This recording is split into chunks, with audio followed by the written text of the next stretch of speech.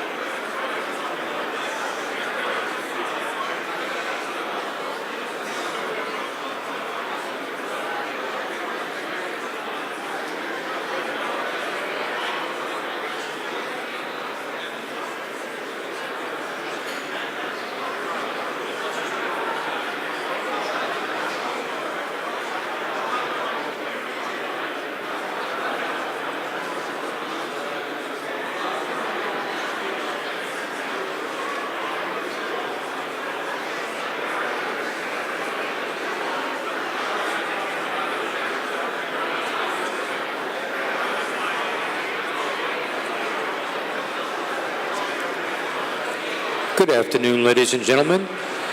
We'd like to welcome you to our program, which is about to begin. We have a full house this afternoon, so kindly please take your seats. Our program is about to begin, so please take your seats. Thank you.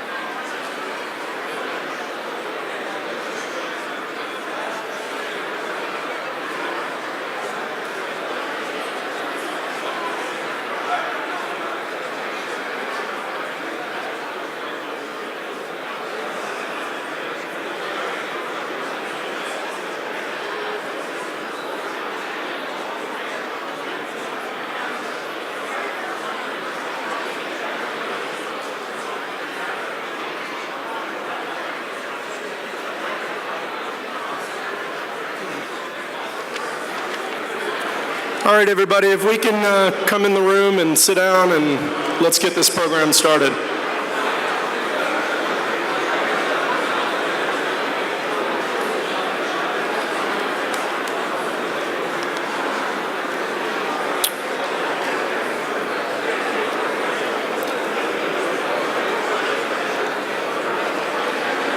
Can everybody please take your seats?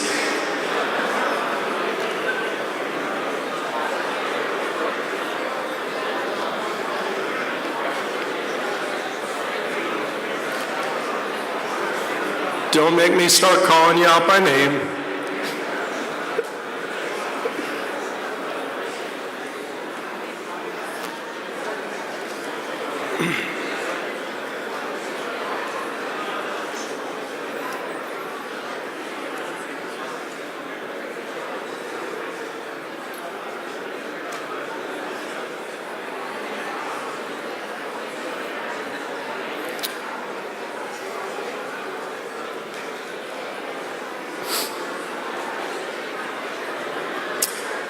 All right, everybody, we're going to go ahead and get started. If I could get everybody to please quiet down a bit, that'd be great. Perfect. All right, let me welcome you to the 7th Annual Real Estate Impact Conference. My name is Tom Bartelmo. I've been doing this introduction for a few years now.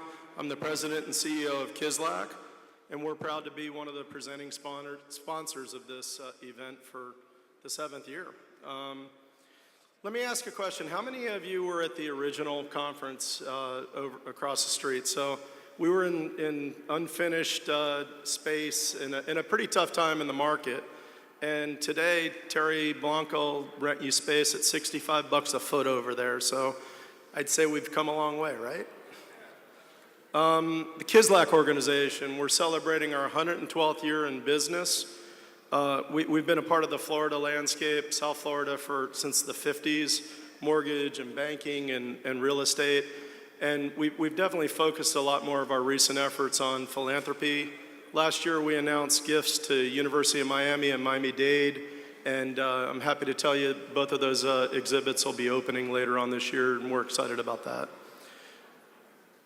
University of Miami, definitely one of the premier schools in Florida and really in the country.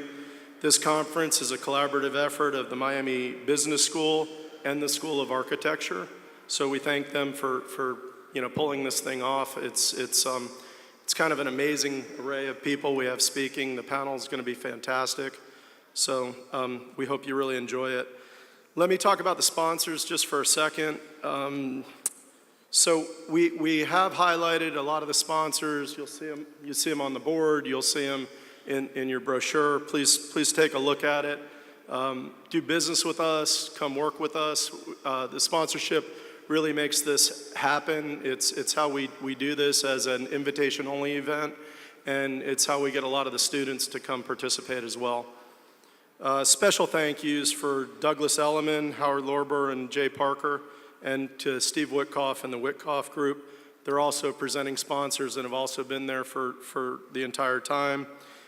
And any dollars that don't go to put on this show, they go right back into the university. They help improve the real estate education department and the university itself. And then they all, like for example, we're gonna have a networking reception, powerful woman in commercial real estate.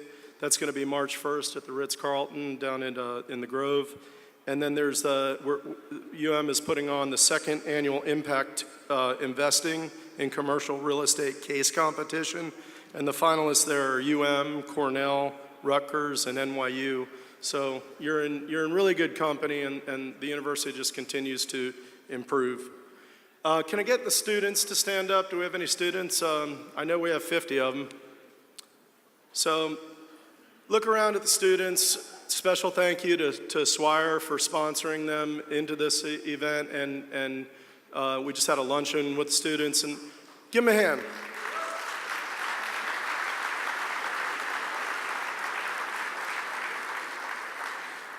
So students, network, talk to all these people, and give them jobs. I mean, this is our future, and they're really, really good kids.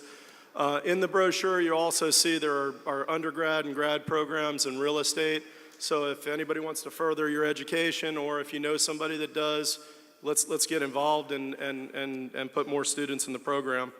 And then the alum. Can all the alum stand up, please? I know there's a bunch of them.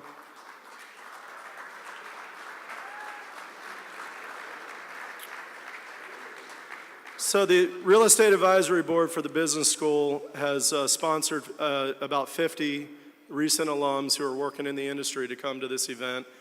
Just a testament to how important we think it is. And then we have board members. They're all listed in the book. I think if you look at it, it's a who's who of not only South Florida, but again throughout the country. And those boards are for the business school and the School of Architecture, and the law school. And I think we're just going to see more and more collaboration among these boards, and hopefully just gets us to better and better programming. I guess that's kind of the sum of the welcome. There are networking opportunities, just sort of to talk about how the day is going to go. We have 2 great keynotes, and then we have a wonderful panel in the middle. We decided to put 30 minutes in between each of these events for networking. So please be courteous to the speakers and do your networking outside, and then come back on a timely basis. And then after we're all done, we're going to have networking by the pool under the stars. And special thanks to Fortune International, HFF, and Starwood for supporting all the networking that's going on. And I think that's about it. So I'm going to turn the microphone over to Andrea Hewson, Professor of Finance and Academic Director of Real Estate Programs at the Miami School of Business. Thanks, Andrea.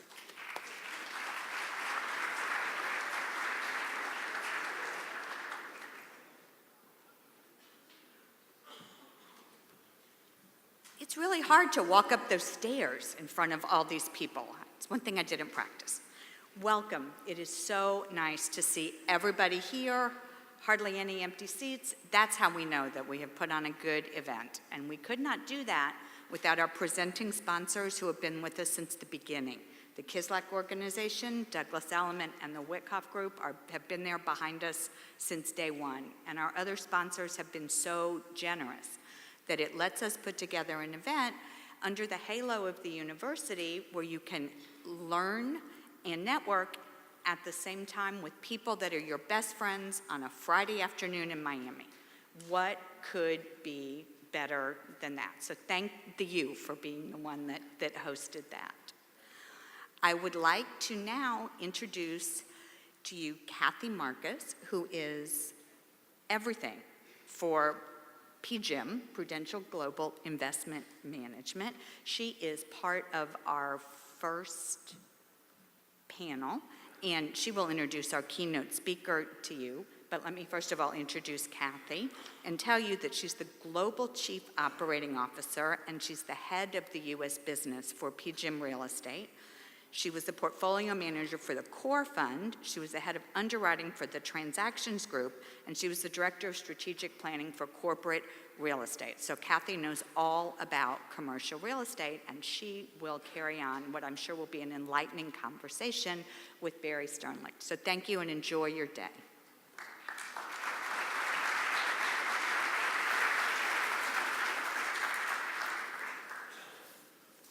Great, thank you. And I'm going to have the honor right now to introduce Barry Sternlicht, who generally needs no introduction. But if I were to go through the entire CV, we would be here for about 20 minutes. So what I decided to do was just to take the highlights, and I have organized everything into several categories: jobs, interesting facts, accolades, and extracurriculars. So let's start with jobs, which are some of the more obvious. Number one, Chairman and CEO of Starwood Capital Group, a private alternative investment firm he started in 1991 that focuses on global real estate, hotel management, oil and gas, and energy infrastructure. The firm currently has $56 billion of assets under management and invests across all the major food groups. Just in case that's not enough, number two, Chairman of Starwood Property Trust, a listed mortgage REIT, which is the largest one in the US. Number 3, chairman of Baccarat, the French crystal maker. And number 4, member of the board of directors of Imitation Homes, another listed company that owns and operates single-family homes in the US. Interesting facts. Barry earned his undergraduate degree from Brown University and an MBA from Harvard Business School. Are you on? I did go to Brown, but the most interesting fact is I never took a math course in college. So that's why you go to Brown, by the way. And then got into Harvard and wondered how I was going to get through Harvard. So. Despite the lack of math training, he was only 31 years old when he formed Starwood Capital. And he invented the Westin Heavenly Bed, for which I am forever in your debt as a road warrior. And W Hotel. And W Hotels. Accolades.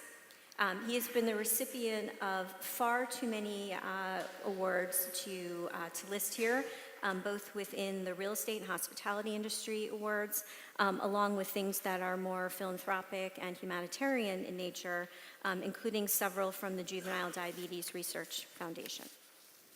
Extracurriculars, he's a member of the board of directors of the Estee Lauder Companies, the Real Estate Roundtable, the Robin Hood Foundation, Dreamland Film and Performing Arts Center, and is also involved with ULI. So as my own kind of summary, I would say we have a very astute real estate investor, someone with an incredible talent for branding, and someone who's given back quite a bit to both our industry and the community in general. And I would say from an ESG perspective, which is currently very topical, he's someone who really walks the talk. So thank you for being here today with us. Thanks for having me.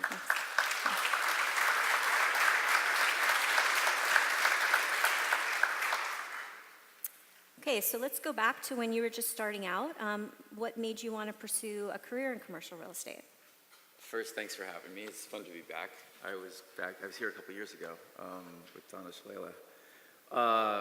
And I want to say hi to Mr. Cobb, who I spent my summer at business school working for here in the Southeast Financial Center downtown when he ran Arvida, which was a great company.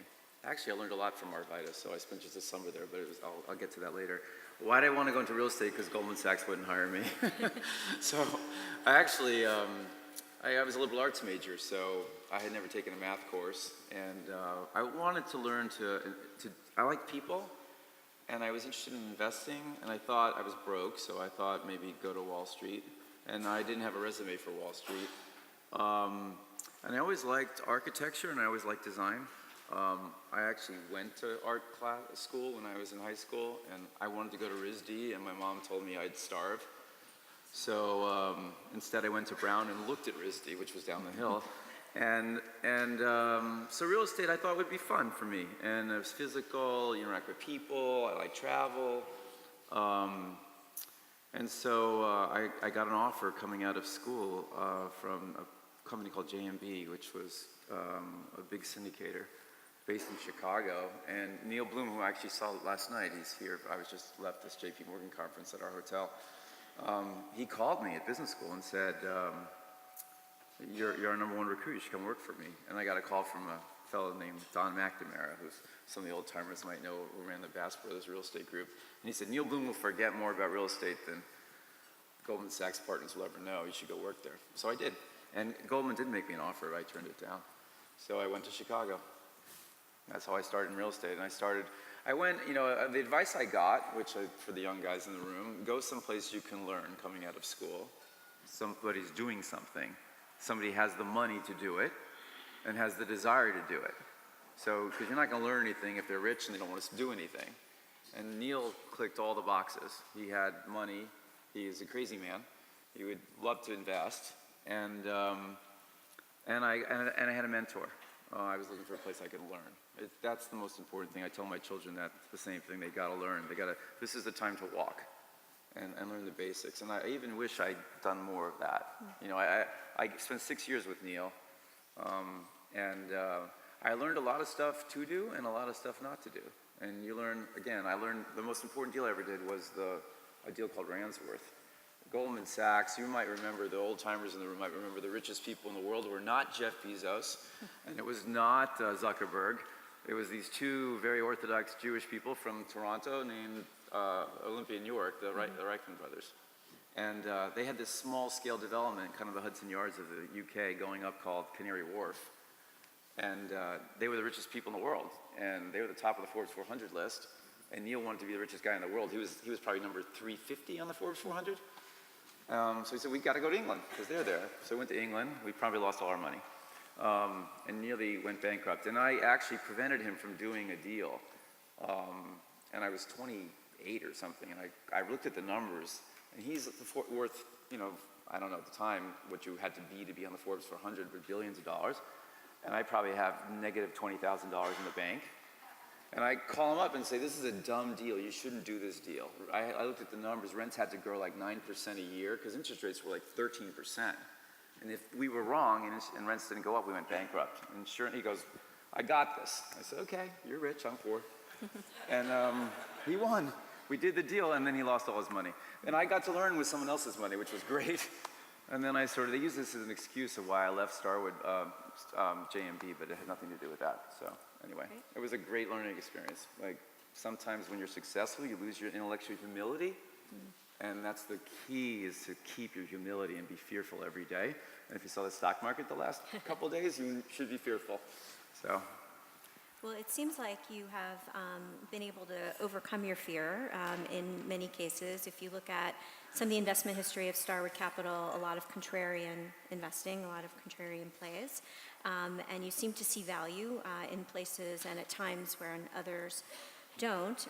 So talking first about Starwood Property Trust, the mortgage REIT, what's attractive about lending in today's environment, being a lender in today's environment, and is that a reflection upon where you think we are in the cycle?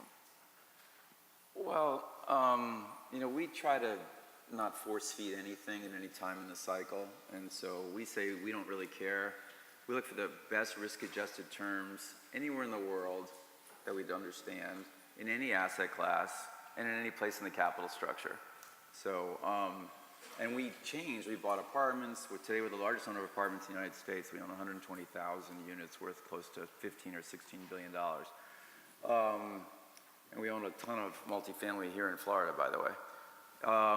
And that wasn't an accident. We saw what was happening, but the creation of Starwood Property Trust was of necessity. Back in 2007, 2008, when the world ended, all of our institutions that backed our funds were in a panic, right? The world had just ended. The world turned out to be levered long. Everything you owned went down. Venture, private equity, real estate, the stock market. And they were licking their wounds. And I had probably 100 people at the time. And I wasn't sure how we were going to raise another fund.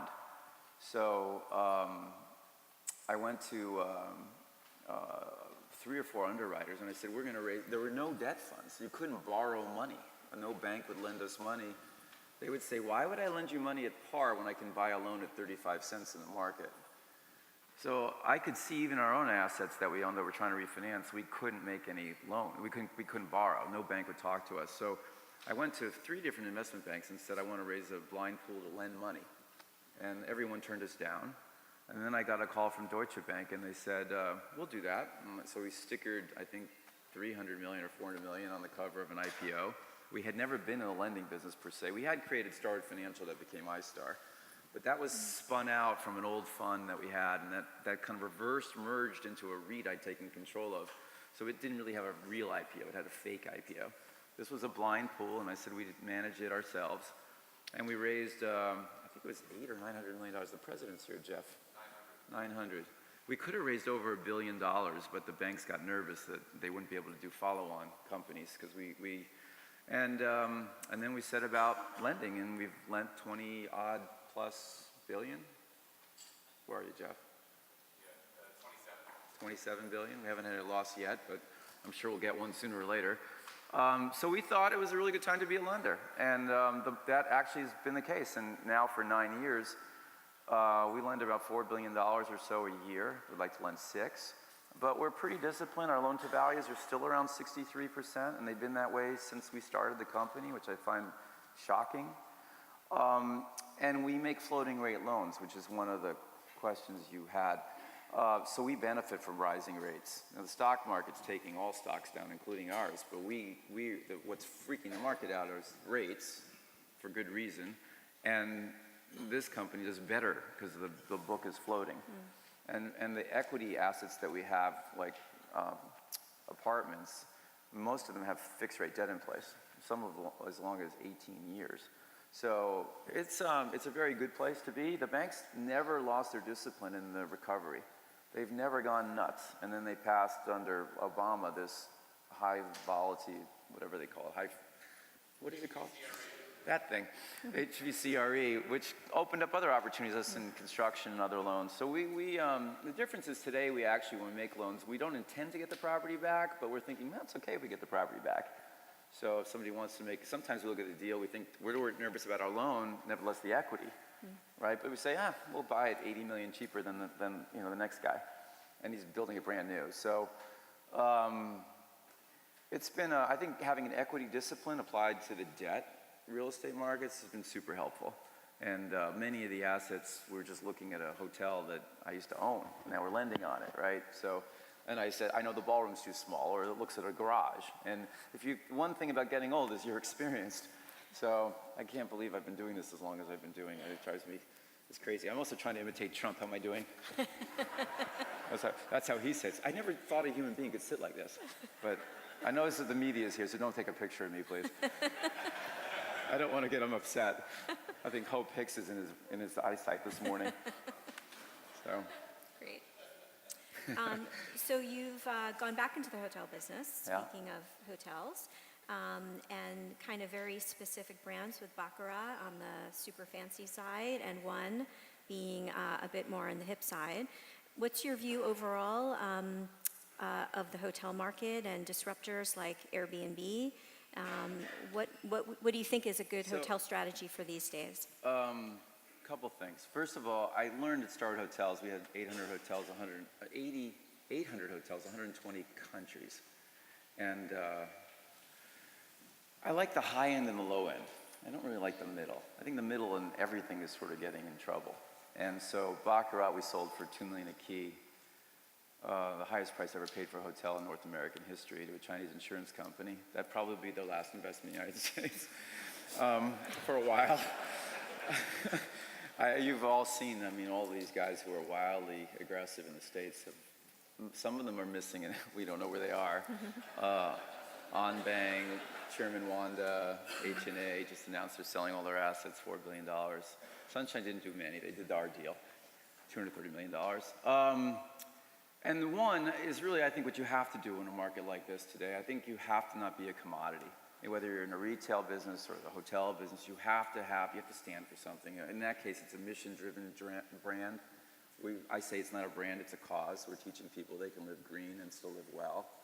And we're targeting a niche, and it seems to be working. That hotel here in South Beach was voted the 7th best hotel in the country in Condé Nast Reader's Choice Awards in November.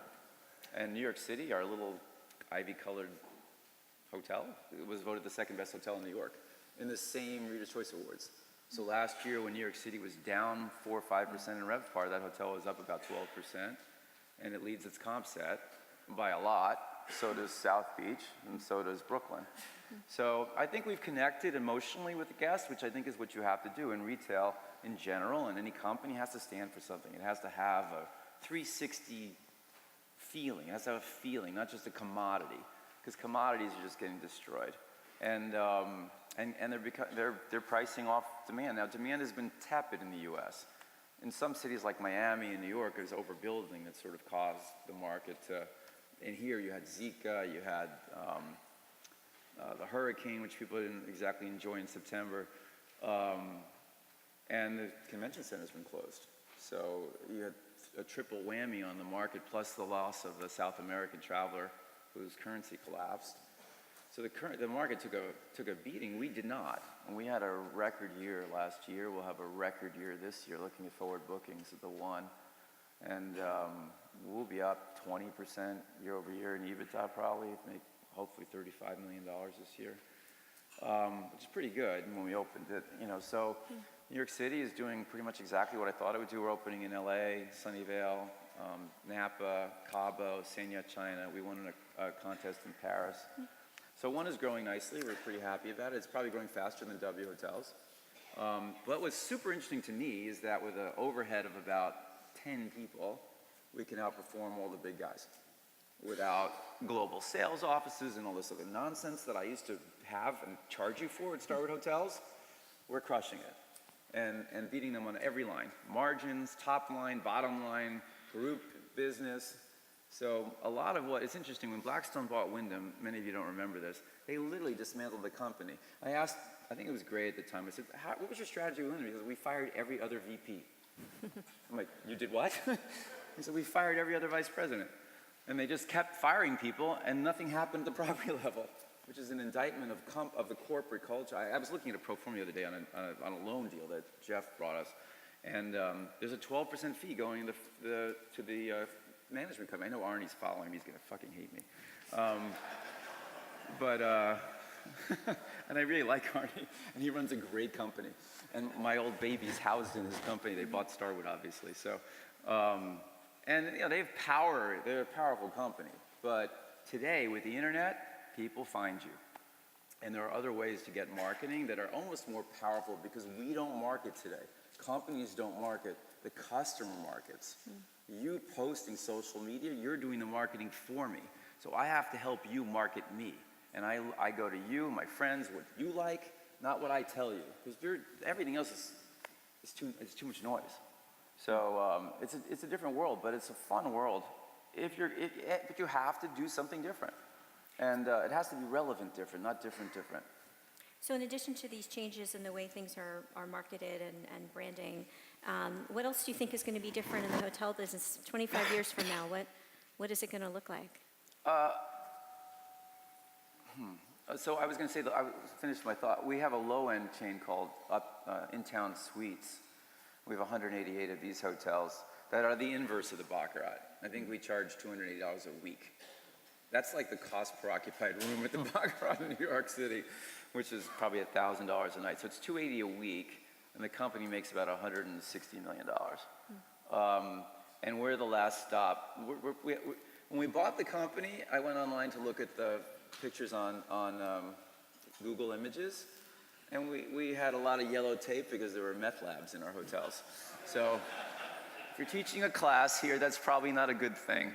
So, and we cleaned up the meth labs, and we haven't, it's interesting business. People stay 81 days on average, and it has great margins. And when the towels, we don't actually have any towels.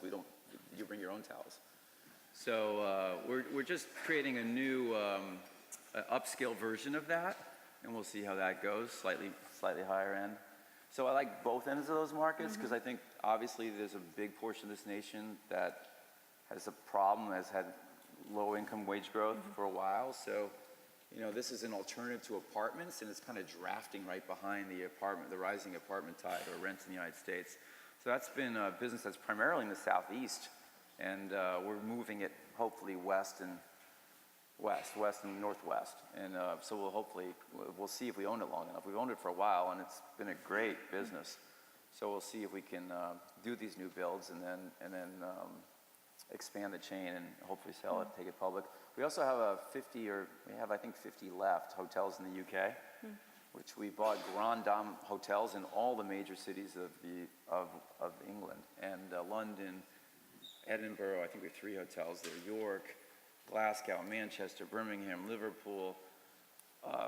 Where's Shakespeare from? What's that place called? Avon the Hudson. Stratford-on-Avon. Stratford-on-Avon. Yeah.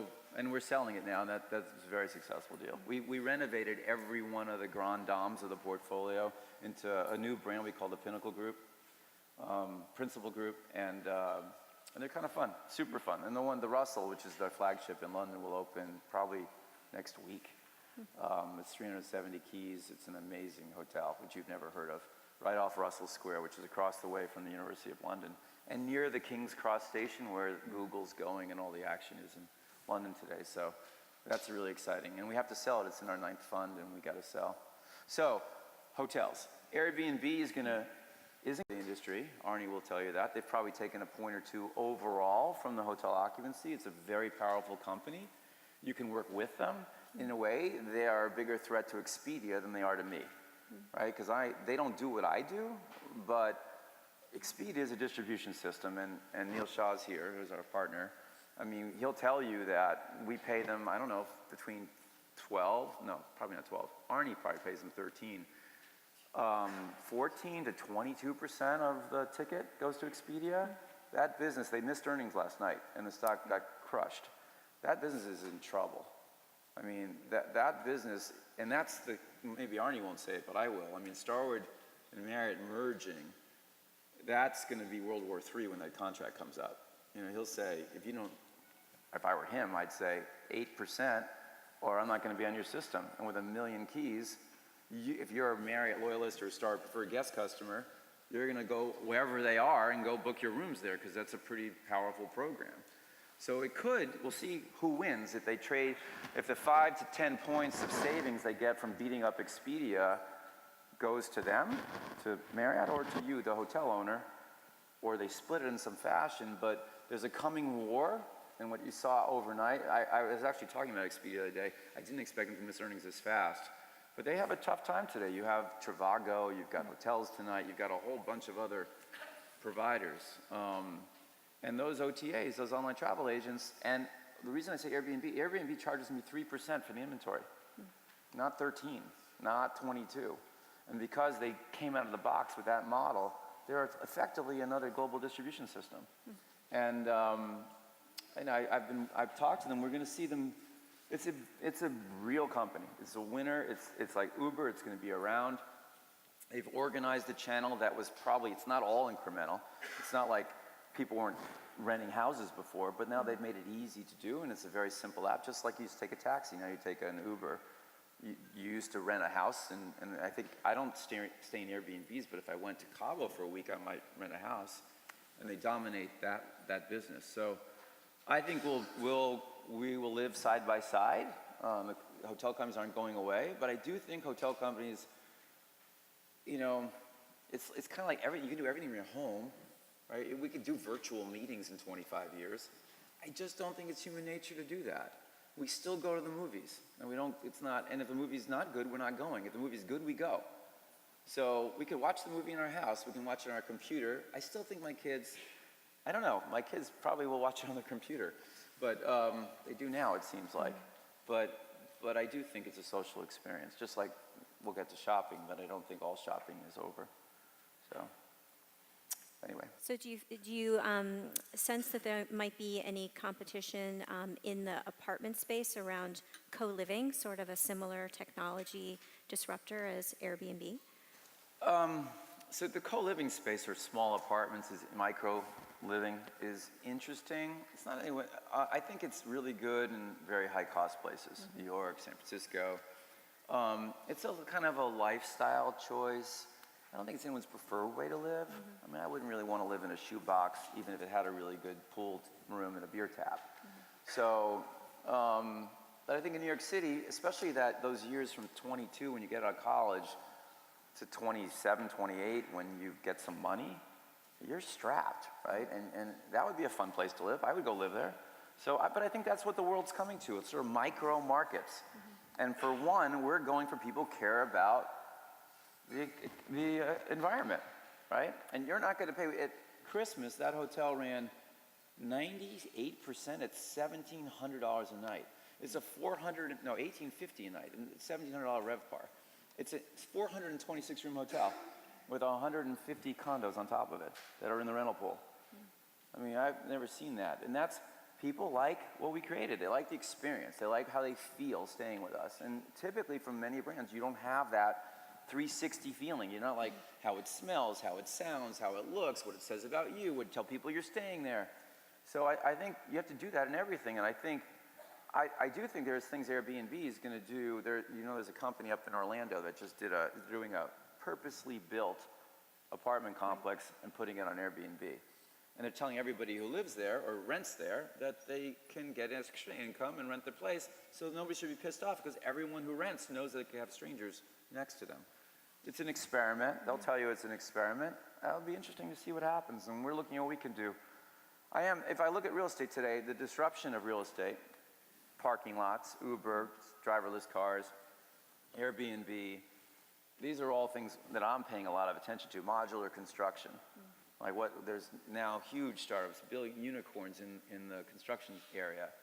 And none of them are that successful, but a lot of them are very well funded. SoftBank put $1 billion into one of these guys. I just met with them last week. And, they could change the world. We'll see. I mean, we built houses pretty much the way we built them 80 years ago.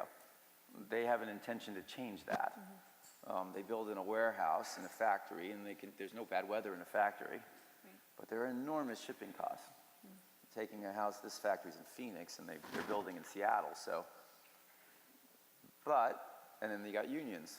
Many of these cities are unionized, so we'll see. But you got to pay attention, because, like I said, you got to be humble about it, because you're gonna get crushed. My goal is to not be Kodak. How did that happen? How did Kodak or Polaroid miss the digital revolution? How do you do that? Or in our industry, Howard Johnson's, right? Which is none of the kids are old enough to remember Howard Johnson's, but I used to go to their free clam every Wednesday night. All the fried clams you could eat. That must explain the way I look today. I ruined my health. So, that was a business. They were dominant companies that just got hubris and just lost their way. And they didn't pay attention. And I say this to my team. There's this book, Who Moved the Cheese? Yeah, Who Moved My Cheese? It's like this big. Every one of you, if you haven't read it, you must read it. It'll take you about a half an hour if you're a slow reader. But it's the world's gonna change. Get over it, right? And don't, you can go like this for about a minute, and then you're gonna run over again. It's that's what makes it fun. It's always change. It's a big puzzle. Your sport, if you're in here, you chose to do business or real estate. That's your sport, so play it. Play it smart, and just realize the world's gonna throw you curveballs, and just accept it, and just grow with the change. Great. For anyone who doesn't have the attention span for a 30-minute read, if you go on YouTube, there's 10-minute videos that just give you the whole gist of Who Moved My Cheese, so yes. Dinosaur, I still read. So back to hotels for a moment. You mentioned the Starwood Marriott merger. Winners, losers there, how does that play out, other than the fact that I lost my Marriott Platinum status? You did? I did. I'll get over You it. can complain to your next keynote. I thought I was really happy that Marriott bought the company. I really didn't want the Chinese to buy it. I actually proposed this merger, and Arnie will confirm this. I left Starwood Hotels in 2005, and one of the last things I did was to go visit Arnie and Bill. And I said, you should buy us. We should merge. We're the perfect fit. We were strong internationally, and they weren't. Sheraton was a big brand internationally. We had W. They didn't have a W. They didn't have a Dish at the time. We would take out hundreds of millions of dollars of overhead, and we'd be a category killer. And I was so convinced of it that I was willing to roll all my stock into the merged companies. I didn't want to leave. I didn't want to go back to the private world. And they thought I was joking. And 10 years later, and I don't know, $10 billion more, they did buy the company. But it was the deal I proposed. So I thought it made a lot of sense. I think now he may have too many brands. And Arnie and I have talked about it. I tried to dissect price points with design, and let the price find the emotional content of design. And instead of just saying I'm going to be a $39 hotel, a $69 hotel, a $179, a $330. If I did good design, I could get, W was never supposed to be a 5-star brand. It wasn't even supposed to be close. It was supposed to be a direct competitor to Marriott, because I wanted to have 1,000 of them, not 50 or 60 that there are today. So the first W, one that's actually just sold, is about to close, is the W New York. It cost $167,000 a room to build, including a $100 million renovation. San Francisco, the first new build was $184,000 a key. Seattle, the second, was about $198,000 a key. At that price point, I thought I could get higher rates than Marriott. Eventually, what happened was people started to build really nice ones, like the one in Miami. And because we were in New York, they categorized us as a luxury brand, even though we weren't supposed to be a luxury brand. And I had a whole strategy for what I would have done if I stayed at Starwood. But 10 years running a public company with thousands of stock analysts telling you you're brilliant and then you're an idiot was enough for me. I got that at home from my ex-wife, so I didn't need any more of that. I didn't need it from analysts. It took me twice as long to move on from my ex-wife. I love my ex-wife, so I wasn't anything. But anyway, it was a really interesting. I'll never forget, the W New York opened in 1998. It was the first W, and I walked it with an analyst from Prudential. And he said to me, "What are you going to do when the W fails?" Like, it never even occurred to me that it would fail, right? And then you can go back and look in the Wall Street Journal. They called me, on the front page, in the right-hand column, they called me a kid with a backpack. Bill Murray called me a kid with a backpack, which only motivated me. So I'm like, that's good. And I was 38 when I put all the companies together. So, and then I had no idea what I was doing. Today we're about the last, so for those of you who don't know what we do, we are a global asset manager in real estate and also in energy. And our funds have been 1.8, 1.5, 4.2, 5.6 billion, and the new fund, Sophie 11, will close the end of the month at 7.5 billion. So, and we operate primarily here and in Europe. We have an office in Hong Kong. We've done a deal in Australia, an office deal in Australia. We've done a little hotel deal in China. But we've avoided, pretty much we've been in Brazil but pulled out, because actually both of our Brazilian guys are here. They didn't want to live there anymore. They were afraid of getting shot, even though one of them's Brazilian. And then we've been in Eastern Europe, Czech Republic, Poland. We just bought, and then didn't buy, the Sofitel in Budapest. We thought we bought it. I went to see it. I was so excited about it. It's right on the Danube. I'd never been to Budapest. It's spectacular. It looks at the castle of the King of Prussia, whatever that was. Austro-Prussian, whatever empire. Anyway, it's beautiful, and the government decided to confiscate the hotel from us. They just elected a really far-right government, and they told us we couldn't close. They're going to buy it. That's a first.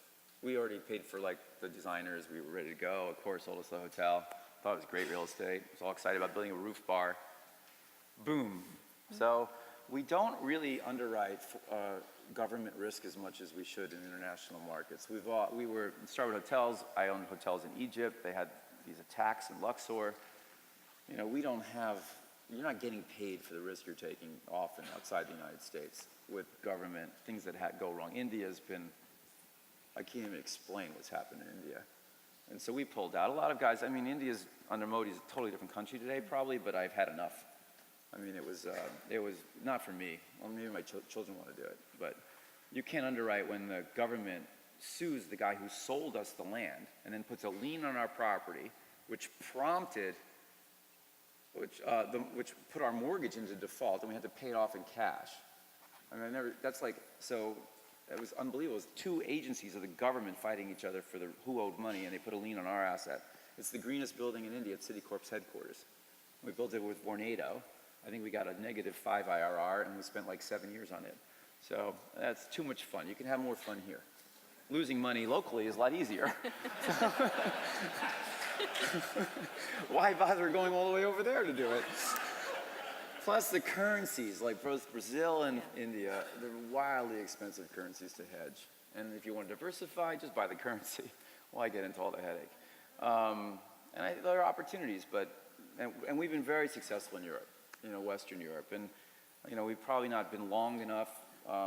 Germany, it's very hard to buy these countries. You have to really hold on to your shorts and buy very low cap rates. But inherently, they're better markets than the U.S. markets because the major cities are so much harder to build in. And now that Europe is growing again, which is the shock of shocks, and everyone's shocked, those markets are going to do really well. Yeah. So let's talk retail. Well, do we have to? Is this session over yet?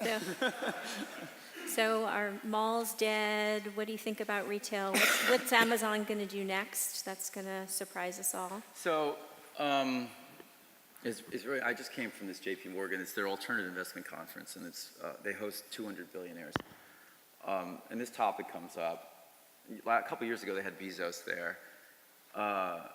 And the reason I brought that up is one of the guys yesterday said, the government can't break the FANG stocks. and they're almost like nation states. Facebook is so powerful, talks to 1.5 billion people.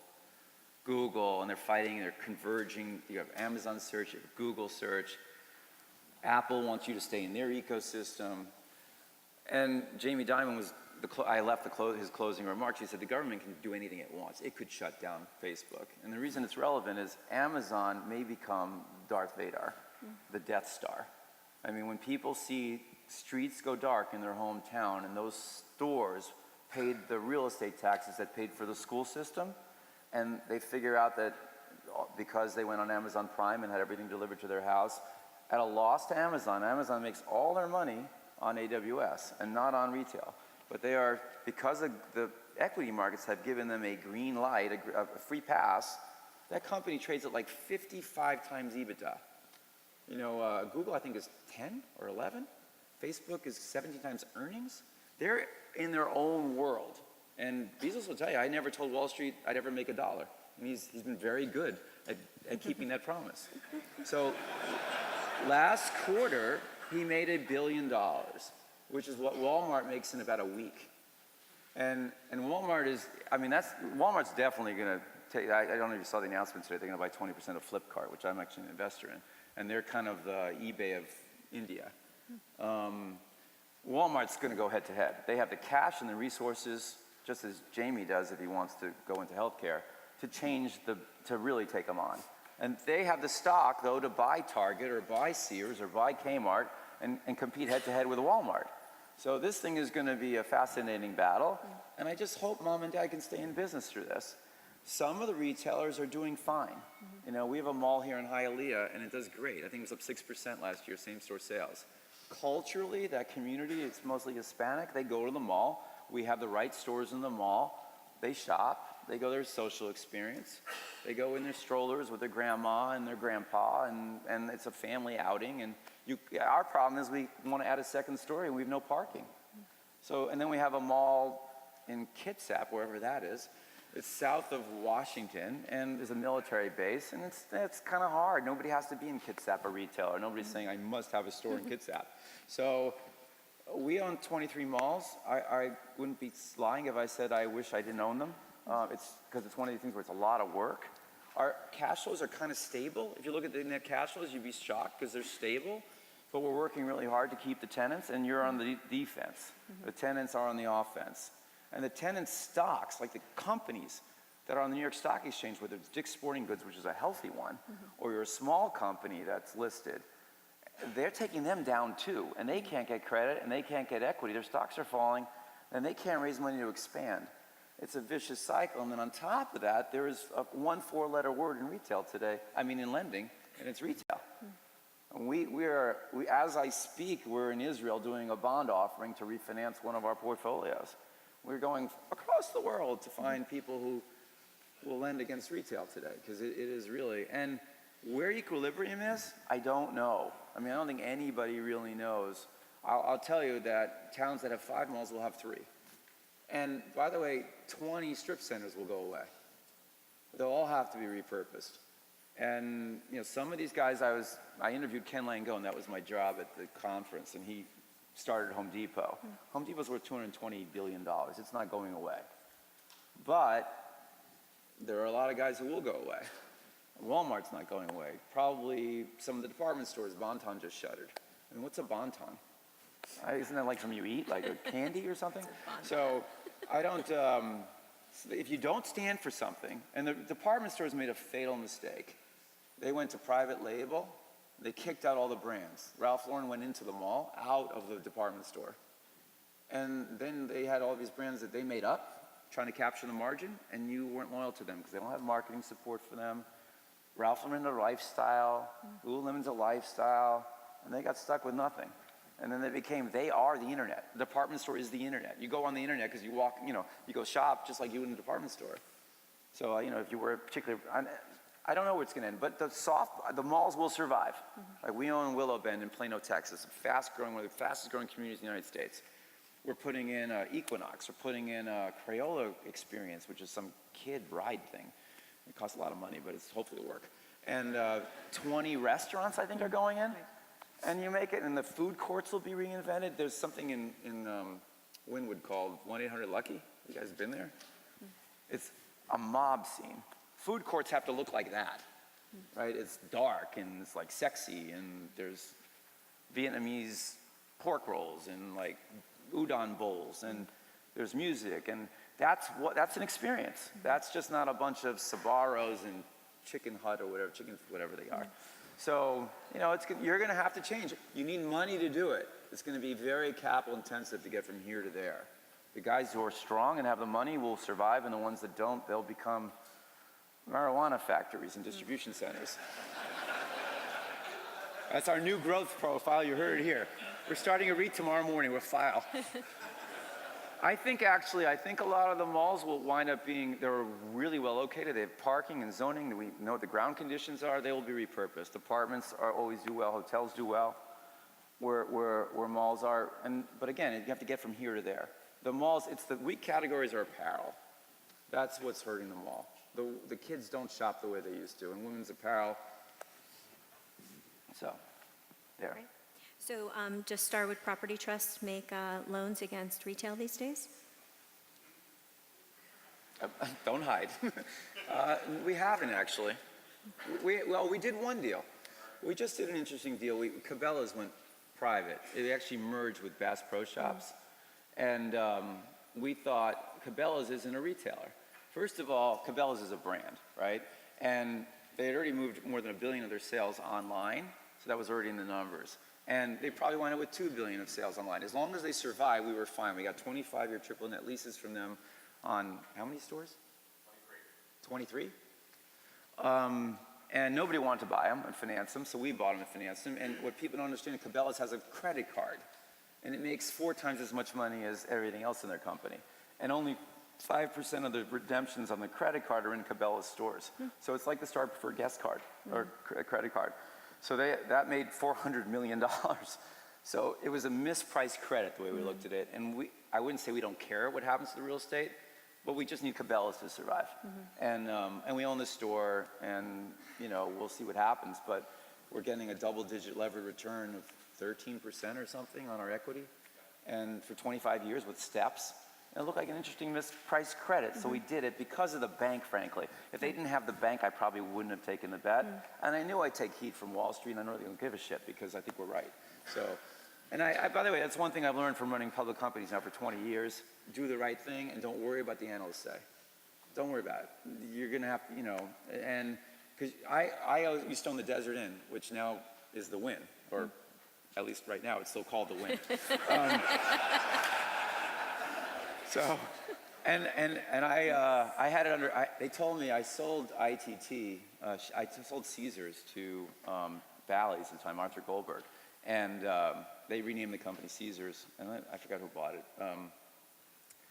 But anyway, Wall Street was saying you must sell the Desert Inn, and I didn't want to sell it. I had like 200 acres on the Strip. It wasn't making any money, so it wasn't in my earnings. It was a free option, and we had 200 million shares outstanding, and they're like, he's never going to get there. He has no credibility if he doesn't sell it.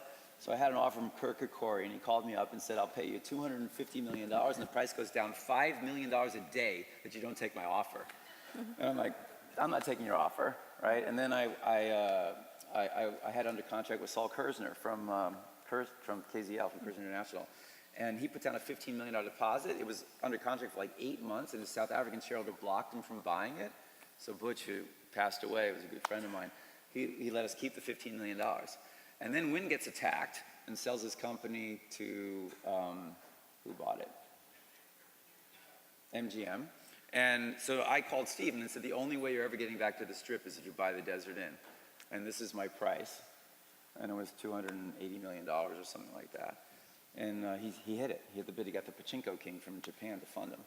And he bought it. And I never wanted to sell it. And he went on to make billions of dollars at my property, which I didn't want to sell because Wall Street said, you have to sell. You have no credibility.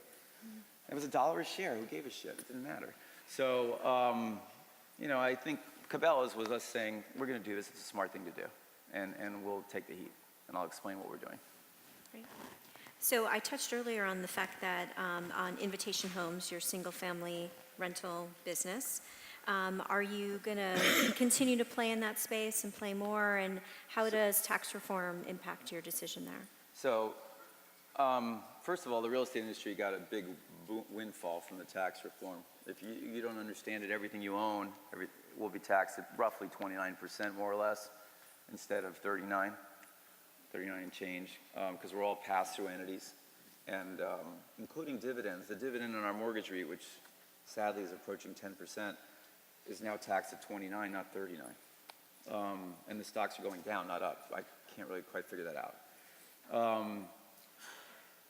Single family, what's happening right now in the equity markets is rates. You know, what the government just did was unbelievably irresponsible. Trump keeps saying jobs, jobs, jobs, but nobody keeps showing him that the unemployment rate is among the lowest in history. And so he passed $1.5 trillion tax cut on the top of a 4% unemployment on its way to 3.5% unemployment. And yesterday, when all we thought they were doing was talking about DACA, they passed a $300 billion spending bill.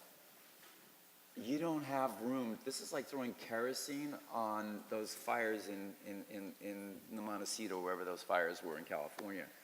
This is going to overheat the economy. Rates are going up. And how fast they go up, I don't think anyone knows right now, which is why you're seeing the volatility. This equity conference, you had Paul Tudor Jones, David Tepper, Jeff Gunn, like the finest minds in finance. Nobody knows what discount rate you should be discounting earnings for in the public market right now. I mean, the 10-year could be 6 because they just went fucking bonkers and lost all fiscal discipline. Our deficit will be 5% of GDP. They'll have to issue $500 billion of bonds just this year alone. And there's just too much supply, and where's the demand going to come from? So the equity markets are like quaking because the 10-year went from 240 to 285 in 5 weeks.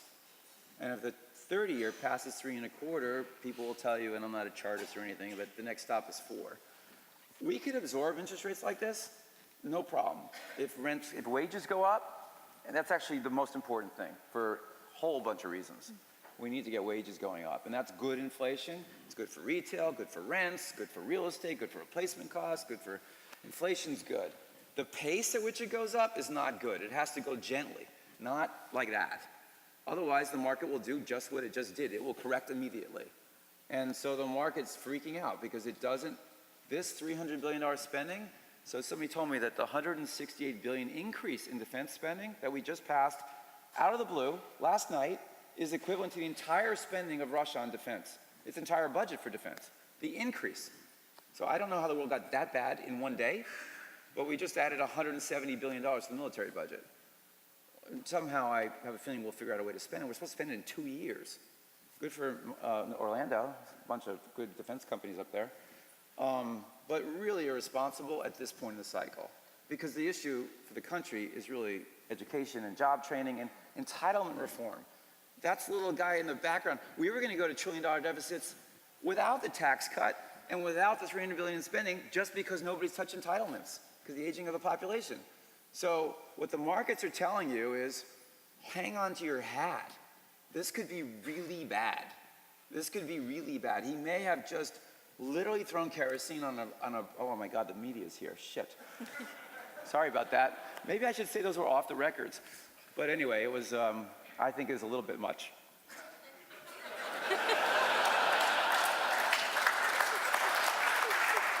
Should I just turn myself into the IRS right now? I'll be audited in the morning. Honestly, I can't tell you, it was not well thought out. And it was, cutting corporate tax rates was actually a requirement. And to me, the mood of the country for business, it's like what did somebody say at this conference? Business was beaten up in the Obama administration. We were the cause of all ills. And that's clearly not the case in the Trump administration. And as a businessman, I'm grateful for that. But this, in an effort to do something good, I think they may have gone a little bit overboard. Earnings will go up, tax rates went down, companies are growing, the world is synchronized growth. And Trump didn't do that. He didn't create the 2% recovery in Europe, he didn't create the -4 to +3 in Brazil, he didn't create the growth in 6% growth in China, which is successfully moving to a consumption economy. But So we're tagging along, and we're going to grow a little too fast, too soon.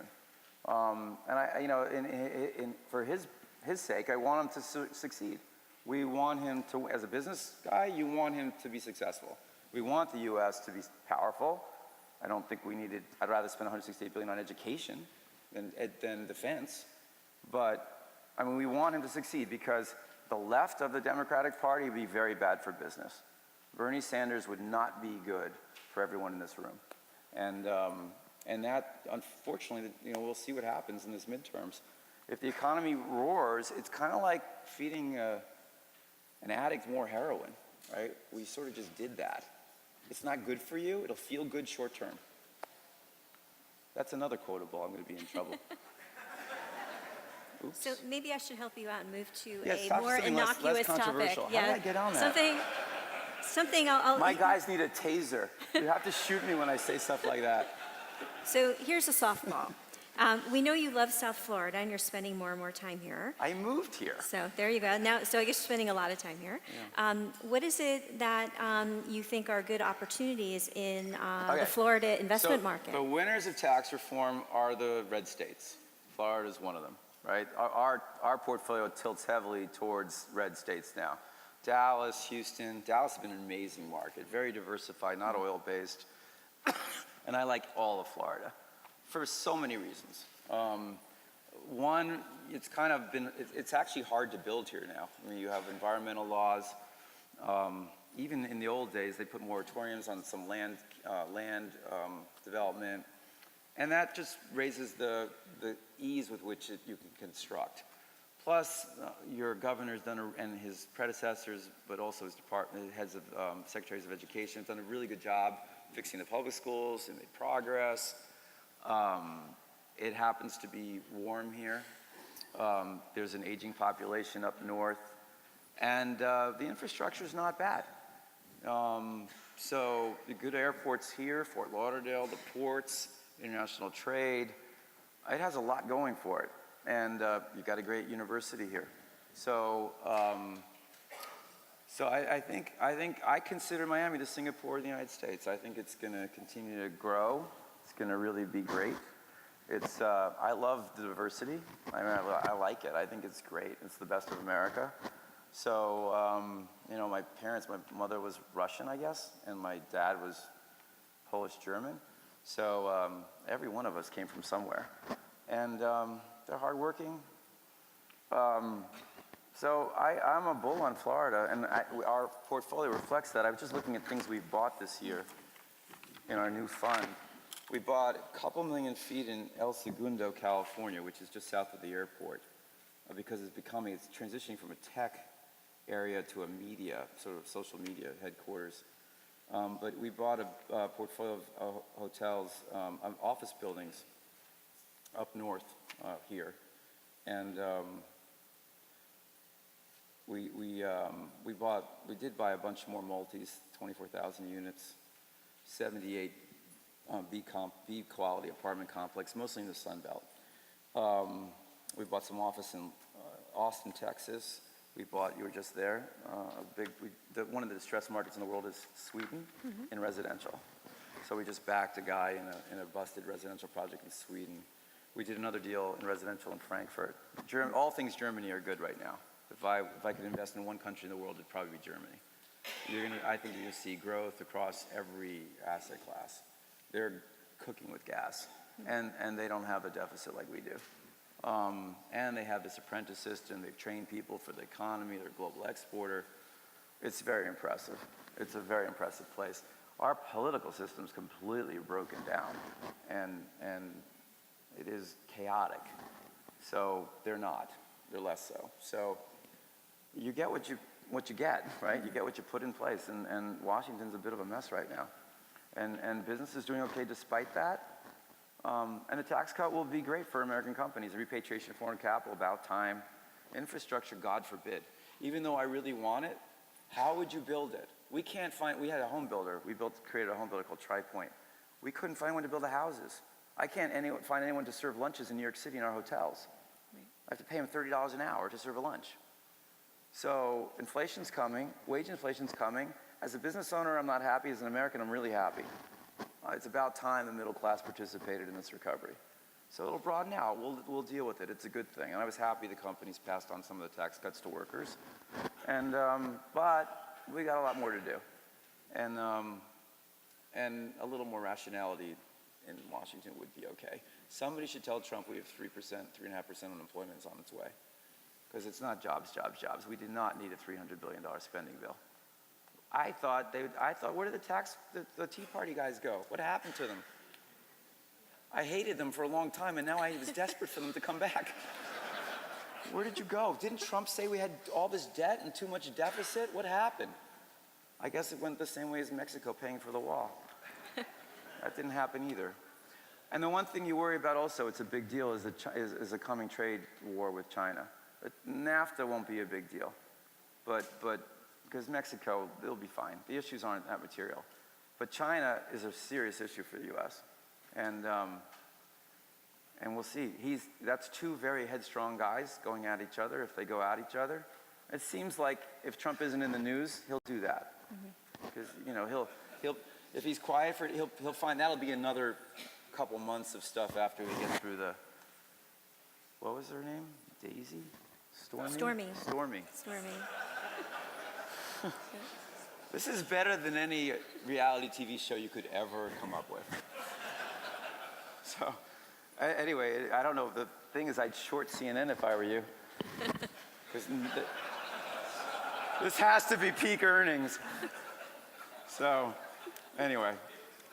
I'd like to point out, I asked you a very vanilla question. What'd you ask me? I forgot. I asked you about the fact that you like South Florida, and what is it about South Florida that you like? So I'd be bullish on your homes in Florida too, because a lot of us up north are getting taxed out of our lives. Yeah. So, and I have a lot of friends. If you were expecting instantaneous, it's not instantaneous, because people have kids in school, and they want the kids to get out of their local high school or the local junior high, and then they start thinking about moving. So, are they gonna go to Texas? The East Coasters kind of go here. And Chicagoans go to Naples, and I think but it's critical mass. Also, it's getting stronger and better and better and better. It's on a virtuous good cycle, and I think Mayor Levine in the beach did a really nice job. They should build that tram that connects the two, because traffic is a nightmare, but it's not that bad here compared to Los Angeles, and. I think it's good. I mean, these cities seems to be working okay. I think this new train is kind of cool.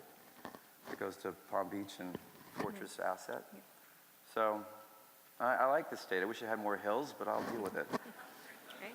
I came from Connecticut. All right, so we are almost out of time. So here's our final question. We have a lot of students here, and you shared a little bit of the advice that you were given early in your career in terms of how to choose your spot in terms of where to start out and what you could learn from people.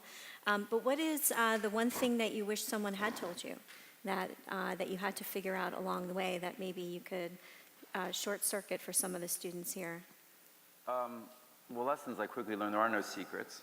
Right? There's no secret to success except for hard work. I was wondering, I literally stood by Neil Bloom and said, I wonder how he got so rich. And he got so rich because he worked really hard.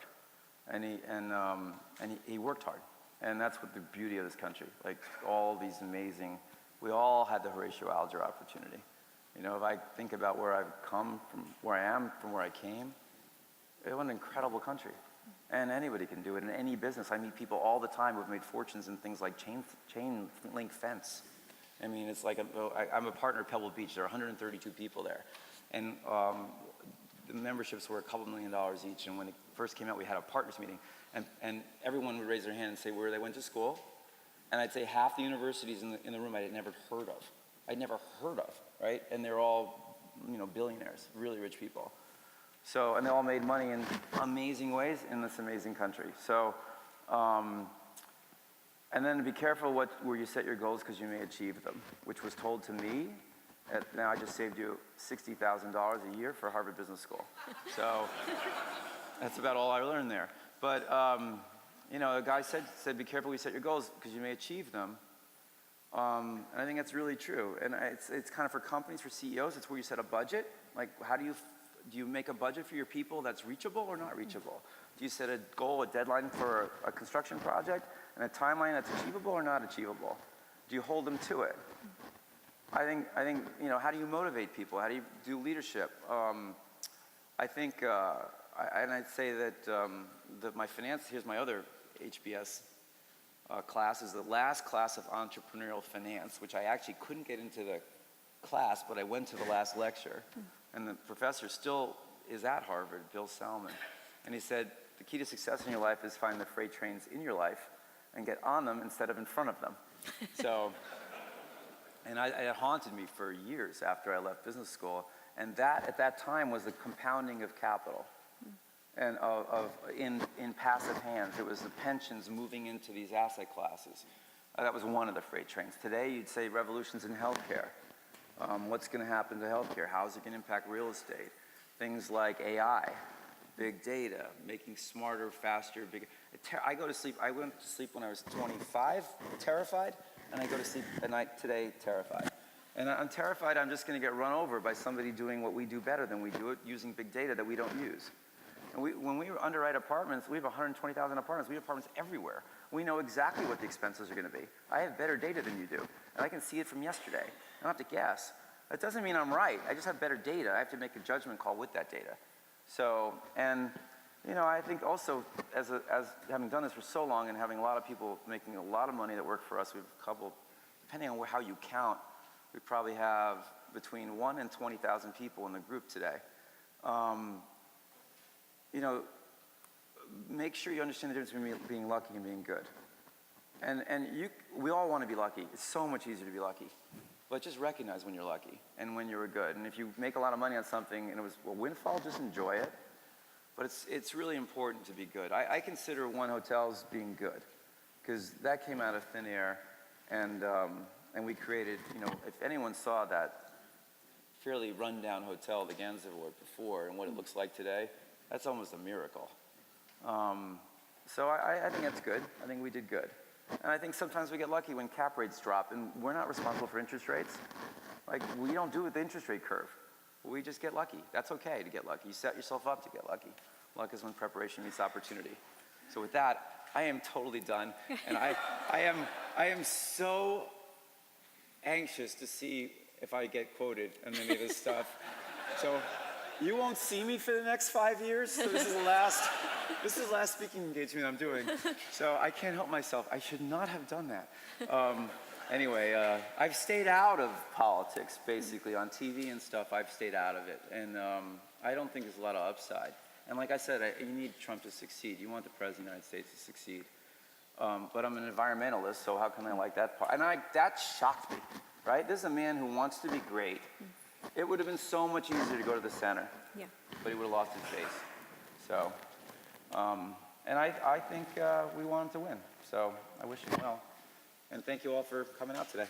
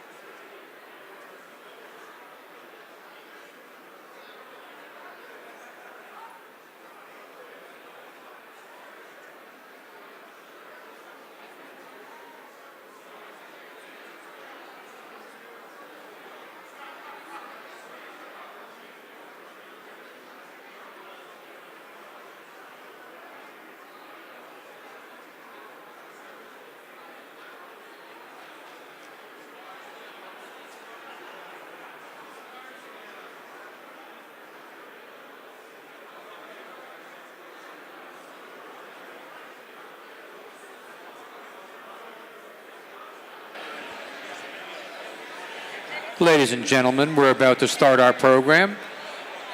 Please take your seats so we can begin our program.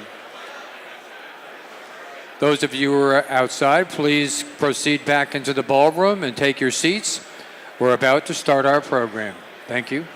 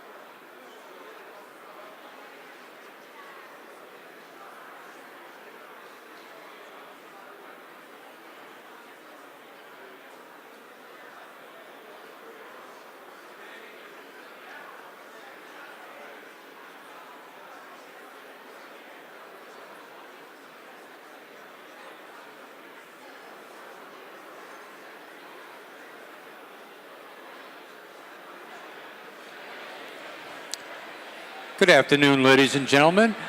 At this time, our program is getting ready to begin. Please take your seats so we can begin our program. Thank you.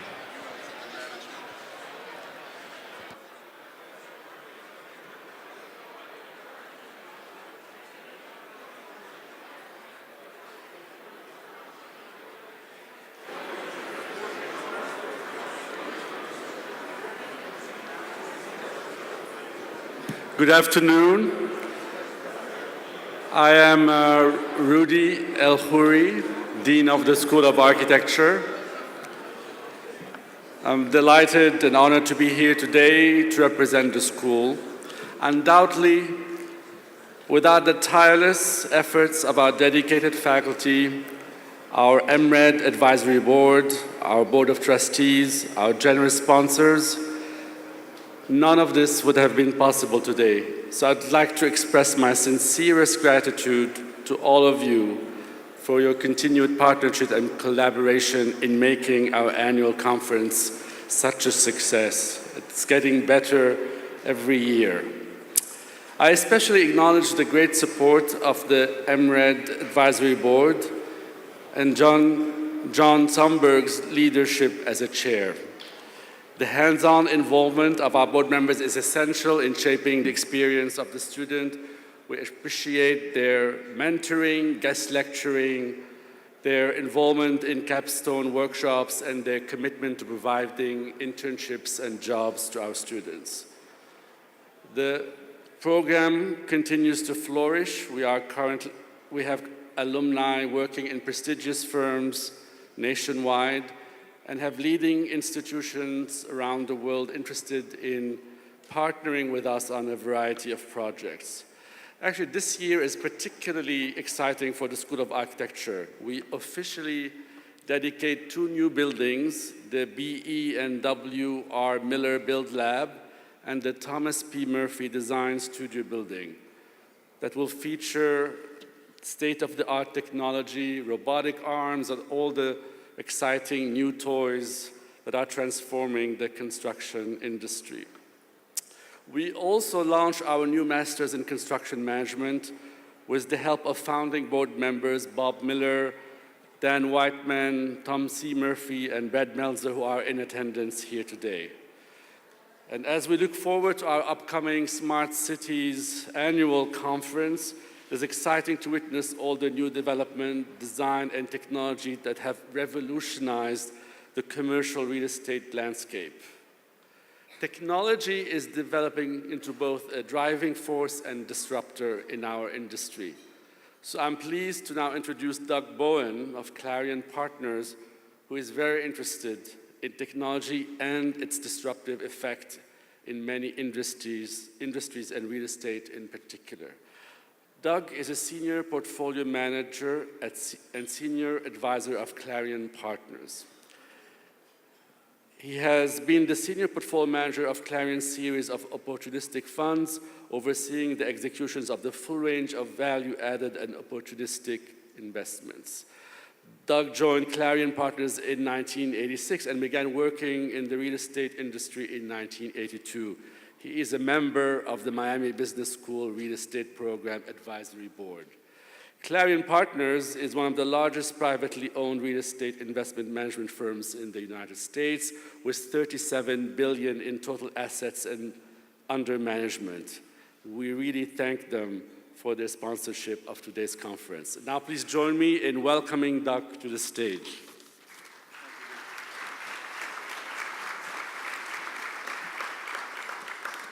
I have to talk to Lisa right after this because she promised me, Dean, that she'd keep this really short. So I'll try to make up for that. But as the Dean mentioned, there's really an unprecedented amount of disruption that's occurring in the industry today, whether it's technology, socioeconomic factors, environmental, what have you. And this is going to have and will continue to have a really profound impact. I do not believe that probably everybody in this room can really comprehend the extent of this disruption that will occur. So I hope that you will find the panel discussion today interesting, informative, and mostly thought-provoking. I'm very proud to introduce Onay Payne. She's a managing director, portfolio manager, and a partner of mine with Clarion. But before we turn over the mic to Onay and the esteemed panelists who are up here today, whom she will introduce later, and their bios are in the packets of information that were provided, I'd like to show you all just a really short video, which will take us back to a time in which probably the majority of people in this room were not even born. But it's going to provide some snapshots into the future, and hopefully you'll realize that the future, which was envisioned 50 years ago, is right now. So with that, turn on the video, please.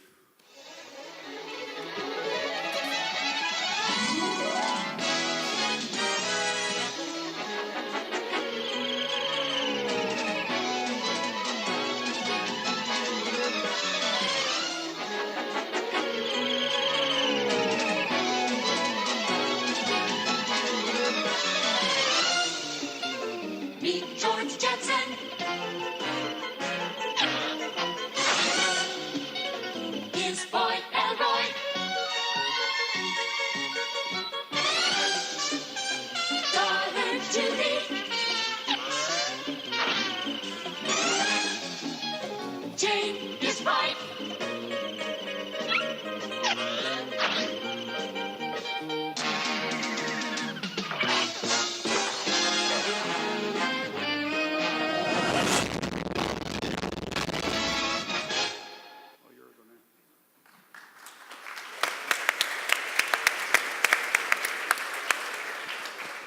Good afternoon. So before I introduce briefly our esteemed panelists, I'm going to ask the room a couple of questions. So name of this cartoon? Jetsons. Does anyone know when the first Jetsons episode came on TV? 1962. Correct. So half of the audience kind of looked up like this. If you were looking up, it's because you were thinking, because you were alive during that time. You looked down, it was because you were starting to Google it and try to figure out when it was. I would have been a person who was Googling it. But despite that, and despite the shade that Doug started to throw a little bit when he was talking about us younger folks, Gen Xers, and you guys know what shade is? So shade, let me tell you, and I only know what it is because I watch The Real Housewives of Atlanta. So shade is like, okay, Barry was throwing grenades in the last session. Grenades, it's not that. It's like a little jab and jest. So a little bit of jab and jest. So despite the fact that this cartoon was first premiered in 1962, I grew up, and I wasn't born in 1962, but I grew up vividly remembering episodes of this. And the interesting thing is that it only had one episode initially. So it had 24 episodes in 1962, and it didn't get another season again until like 1982 or 1985. But me, like a bunch of you in this room, probably grew up watching the Jetsons, right? Hand raised if you did, yeah? Majority of the room. And one of the reasons why I think this cartoon was so pervasive, so part of our experience growing up is because it presented this really utopian picture of what our reality would be. A reality that had been enhanced, facilitated by technology and innovation. And so that's something that stays pretty lasting. In 1962, when this came out, it was focused on a time that was 100 years in the future, so 1962. And obviously, as we saw in the video, a lot of what it forecasted was quite prescient. So we've got our mobile phones, we've got iWatches that we can watch videos on, we've got drones. So what we wanted to do today was spend a little bit more time talking about the future, how we see it developing in the next 5, 10 years, maybe not 50 years, but 5, 10 years, and how it's already being incorporated into our everyday lives. So our panelists are going to help us do that. I'm not going to read their bios. I'm just going to give you one observation per panelist based on my experience with them and my experience of them in preparing for this. So I'll start on this side with Fred Rothman of Lennar. Fred is apparently the best mentor in the world, per his mentee. And it's because he's a great teacher, but also because on David's first day of work for his internship, he got to show up to a private jet and go visit properties. So Fred is a great mentor. Juan, who is with Whole Foods, focused here on the Southeast, has been focused on organic grocery, healthy living for over 35 years. Your first job was as a cashier, right, in a grocery store. So he's been around for a long time, focused on wellness. This is not new for a lot of us, right? Joe looks like Richard Gere, like Pretty Woman Richard Gere to me, especially if you look at his picture in the bio. So I think that's a huge thing, positive for me. And Ben, I'm really glad we didn't have to do slides today, because the last time I was on a panel with Ben, I had to hunt this man down because he was doing some big deal. What deal was it? I'm just embarrassed you called this out in front of 400 people I don't know. We're sharing. We try to keep things open and live today. I feel like I know you all much better now. So that's a little bit about our panelists. You can read much more detail on their bios in your book. So first question, and actually I'll throw it to Joe. We're talking about innovation today, and so innovation obviously is, technology is part of innovation, but it's not the only part of it. It's thinking about how we do something new, whether that in a different way through use of a new device or through a new manner of communicating, processing. It is much broader than technology. So we'll spend a lot of time talking about technology today, but we're really focused on innovation. So as you look out the next 5 or 10 years, what do you see as the biggest innovations which are really going to change the way that you do your job as an architect, urban planner, someone who's thinking about how we integrate with real estate every day? Well, you know, as an architect, we have so many new tools to use. You know, I can't draw on the computer, right? So I have to draw by hand because that's the way we did it. But what our people are using in terms of technology, computational design, virtual reality, augmented reality, bringing information and images to the table very early to our clients to imagine what it could be. So the process, not only the tools, but the process is changing. Mm-hmm. It's happening a lot faster. People are demanding it to be faster, and understanding and leveraging technology is critical. But that doesn't take the place of interacting face to face, because as architects, you're only one part of the team. There's a lot of team players, and so the technology is just a tool, but the people coming together and collaborating are even more important, and that can't be substituted with technology. Okay, so just to pick up on one of the points that you mentioned in terms of tools, VR, so virtual reality, augmented reality, is that you're actually utilizing that in how you design? Not you, because you're still using paper, but the folks that you work with are incorporating it in how you think about design processes. Right. So they're leveraging those technologies. They're leveraging the 3D printing, but often it's the 3D printing around printing a model.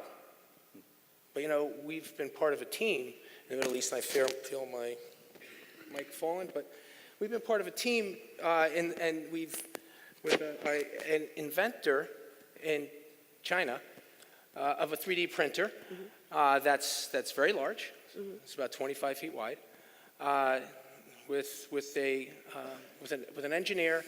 And a money source in the Middle East. And we've developed and printed a house out of a cementitious material and the furniture. And it's done very quickly, very inexpensively. It's really well designed because we organized it and not only the module, but we've been able to organize it in ways that create great interest and interesting spaces. But that's real. That's built right now in Dubai. And we're working now with structural engineer to figure out how we can stack it. So there's a lot of different technologies that are there that we're really able to leverage, and we really have to listen and learn and empower some of our younger people, because they're the ones coming up with these ideas and being able to interface properly. So we may try to get Fred's thoughts on 3D printing, whether they'll use it at Lennar at some point. But first, I want to ask the same question of Ben. As you're thinking about, and Ben spent a lot of time at Amazon, and he thinks about industrial logistics and the retail sector as well, and where each of these are going, what do you see as the biggest trends, innovations that are going to impact retail and industrial in particular as we move forward? Sure. And Onay can tease me about being late with my materials anytime, and I love working with you, but thanks for calling that out in front of everybody. And I, too, am glad we're not doing slides, right, all of us? So I'm here representing, as Onay said, really the mashup between retail, physical retail, digital retail, and then logistics, and then real estate being wrapped all around that. And that mashup, the way I describe it today, there's not really a piece of any of that's not rapidly disrupted, or that's not seeing tremendously rapid innovation. So briefly, if you start at the shop floor, if you start in the retailer's selling space, we as consumers, whether we are millennials or old baby boomers like me, everything about the way we interact with retailers is changing, right? We're very, very demanding, very rapidly changing in our demands of the retailers. When we interact with a retailer, in what form, right? The way I tell clients, look, the store is never closed anymore. The store is always open.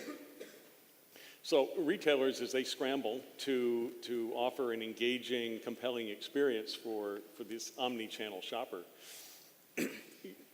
major trends, things like we talk about personalization. How well does the retailer know their value proposition, number one?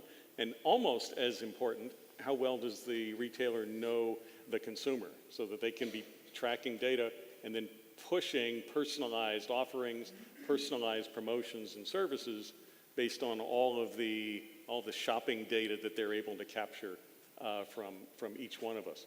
So personalization, big data, everybody talks about big data.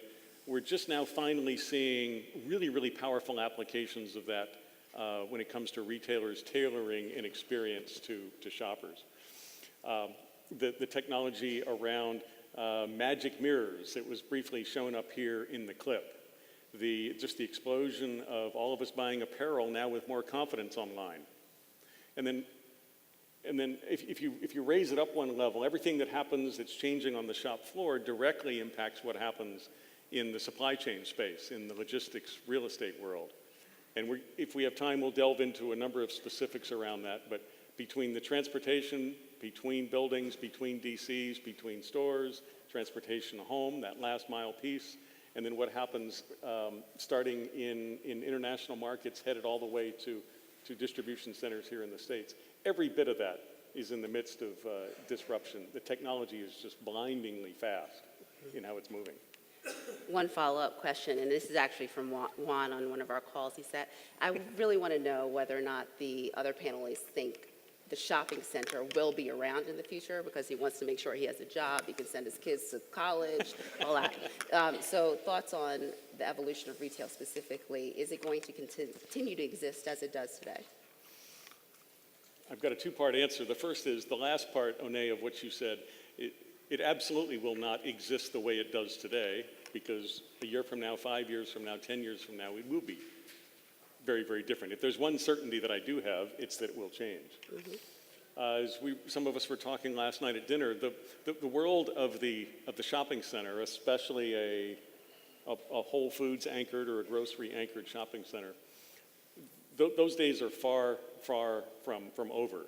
What happens in those centers, what the offering is, what the mix is, say, between selling space and distribution space, fulfillment space, if you will, that'll rapidly continue to change.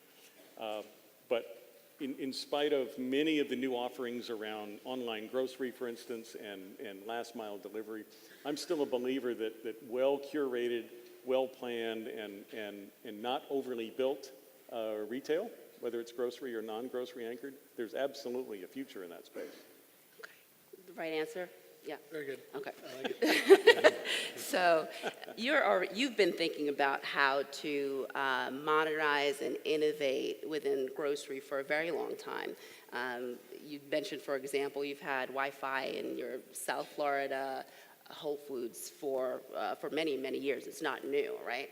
And obviously, some of the giants in the industry in our world today, Amazon, also see the benefits of having some bricks and mortar as well in online, in grocery, specifically with the acquisition of Whole Foods. And so while Juan can't talk specifically about Amazon and Whole Foods in detail, the public company, obviously, he's going to share some thoughts about how you're also seeing today your space, your retail, your real estate evolve in order to adapt to more omni-channel spending and to really touch the consumer in a way that you hadn't before. Well, as the segment is called, the future is now. So if we're looking at 5 years out, what's going to be in 5 years is happening now or is evolving to be something in 5 years. So one of the biggest things that happened, of course, was the merger, which is the mix of e-commerce and retail. And many folks are getting into that. Other retailers, other e-commerce folks are trying to merge and provide the same type of service for whatever it is they're retailing. But specifically for grocery, what that kind of merger does when you met technology and retail, we get to redesign our stores. And at Whole Foods Markets, we have a culture of innovation, which is an introduction of something new or a new method. And so to innovate, we look at what's happening in the market, We look at what could be in the future. And when we see a merger like we just had with Amazon, and we see how, if you heard yesterday or Wednesday, there was a new announcement that now Amazon will be delivering Whole Foods, home delivery from Whole Foods. So that changes things a bit. For me, it changes the store and how we design it.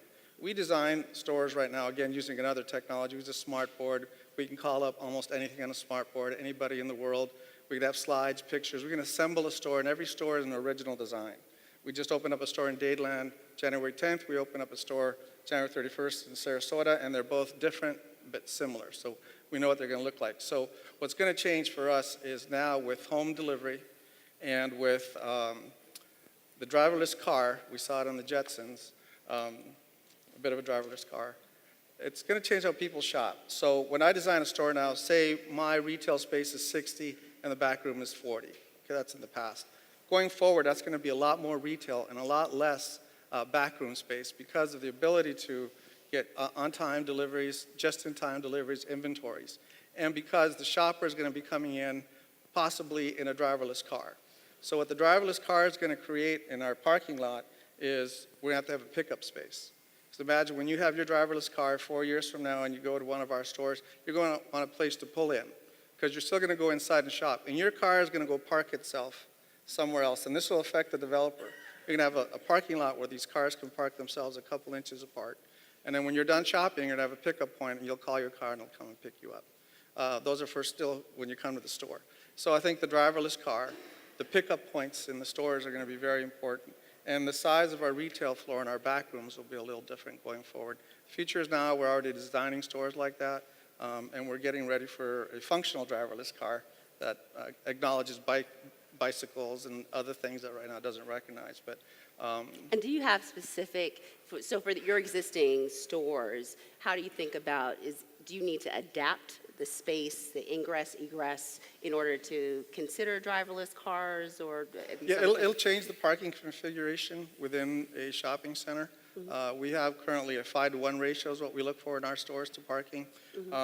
And that might be a little less, or they might be a little different size. Our team members may have a place to park in the parking lot where before they didn't, but they had to park off premises. So it does change what we look at in our stores. That's just the driverless car. We also have in our stores, I don't know if you've been to any of Whole Foods Market lately, we have the Amazon lockers. Okay, the Amazon locker basically it's a pickup point. So in the newer stores, they'll be built in. The older stores, they're retrofit. So they'll have a space for that. We're also selling Amazon devices. So that could evolve into carve-outs within the store, different space. Again, it might change the mix within the store. So it's definitely going to play into how we build our stores, design our stores, and the experience you'll all have coming into our stores, solely because of the online ability and the pickup that you can order online, go pick it up, but you'll still want to come in and get that nice bottle of wine with whatever you ordered that's going to be in your locker. So clearly, online and e-commerce are having an incredible impact on the retail industry. If anyone's looked at the lack of trades in the retail industry, it speaks to that. Pricing really difficult, but it's also having technology is having and innovation is having an impact on home building as well. And Fred, you said, I'll quote you here. You said, technology will likely disrupt the economics of the home building industry. It's already happening with Lennar, your everything included approach to home building, and also another relationship with Amazon, coincidentally. So it also relates to the retail discussion. Yeah. That's been a topic of this panel and the prior discussion.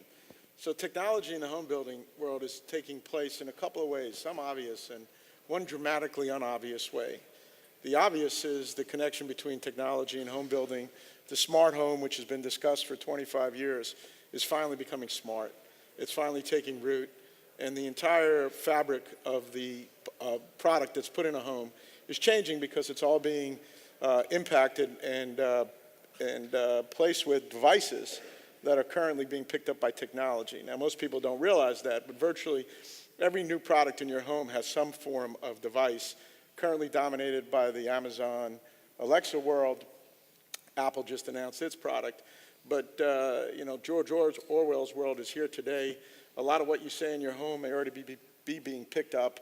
I'm not sure how much it's being monitored given the size, but every TV coming out these days have it, every refrigerator, every washer dryer, light switches, lights. Everything in your home is becoming already included with a device that will be able to be picked up by some home technology-based products. So that's the obvious change, and a lot of us have seen that. Alexa is changing the world. It's fun, it's easy. Millennials can use it, seniors like I can use it. It's a product that's enjoyable in the home, and it's really making a difference. But where technology has potentially the most impact, and where you quoted me, is the underpinning economic base of home building. And this is the one that's not quite so obvious. But we talk about retail stores, and we talk about bricks and sticks, and I'm not qualified to give an opinion on the future of retail and malls. But I can tell you that your home is going to become the future main retail center of e-commerce in the country, probably the world. And Amazon may be setting the trend, and a lot of people coming right behind it, but the whole purpose of the product in your home is not to make your home smart, although that's kind of fun.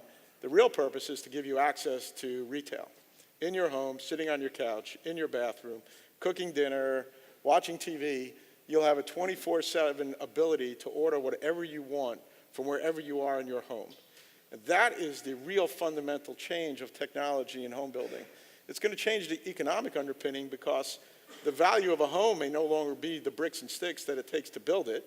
Barry said earlier that there hasn't been change in construction in 8 years. I've been in it for 32 years. We still build the home the same way. We still use the same contractor base, and there's going to be changes. 3D printing is going to have an impact on that. We're watching it closely.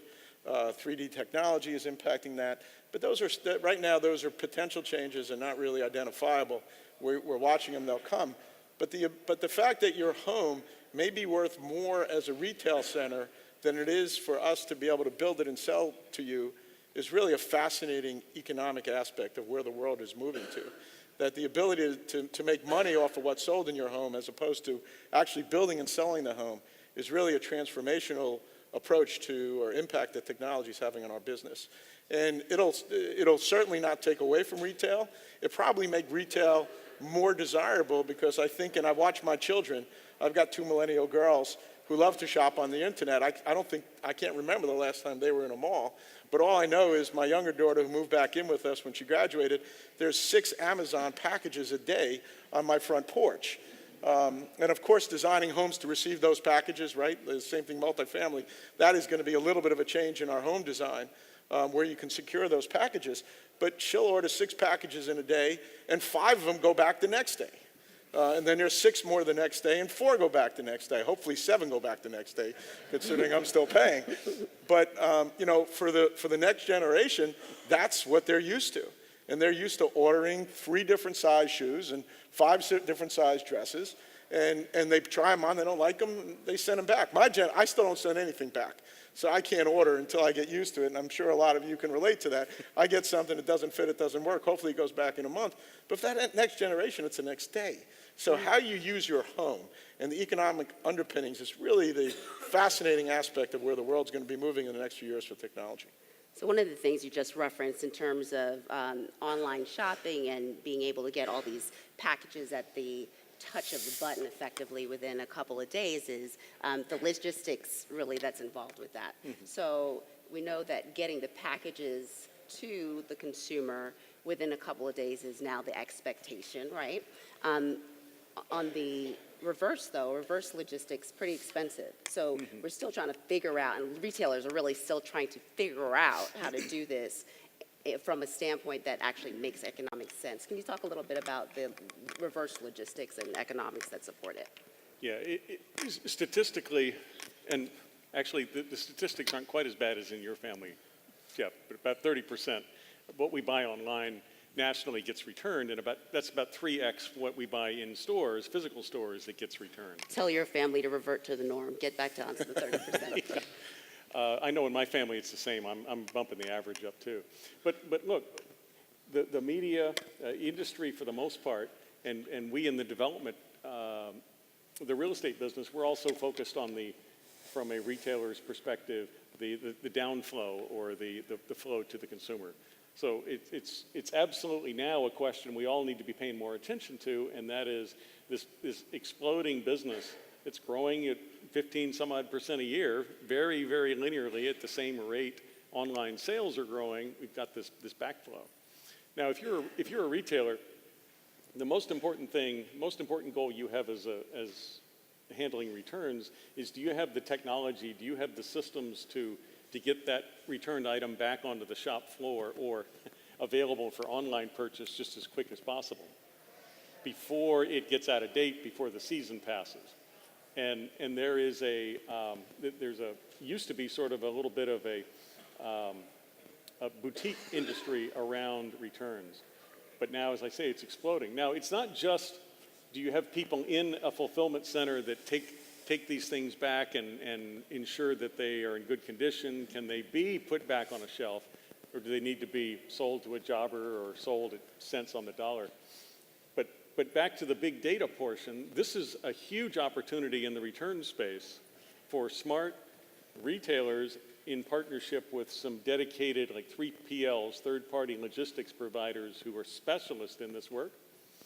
If you track and analyze that data sufficiently, a return specialist can really make a tremendous impact in a retailer's, back to the P word, the personalization, in putting in front of shoppers styles, sizes, items that the data suggests are most relevant to them, to help consumers, to help us to not have to buy 3 of everything because we're not exactly sure what the size is, you know?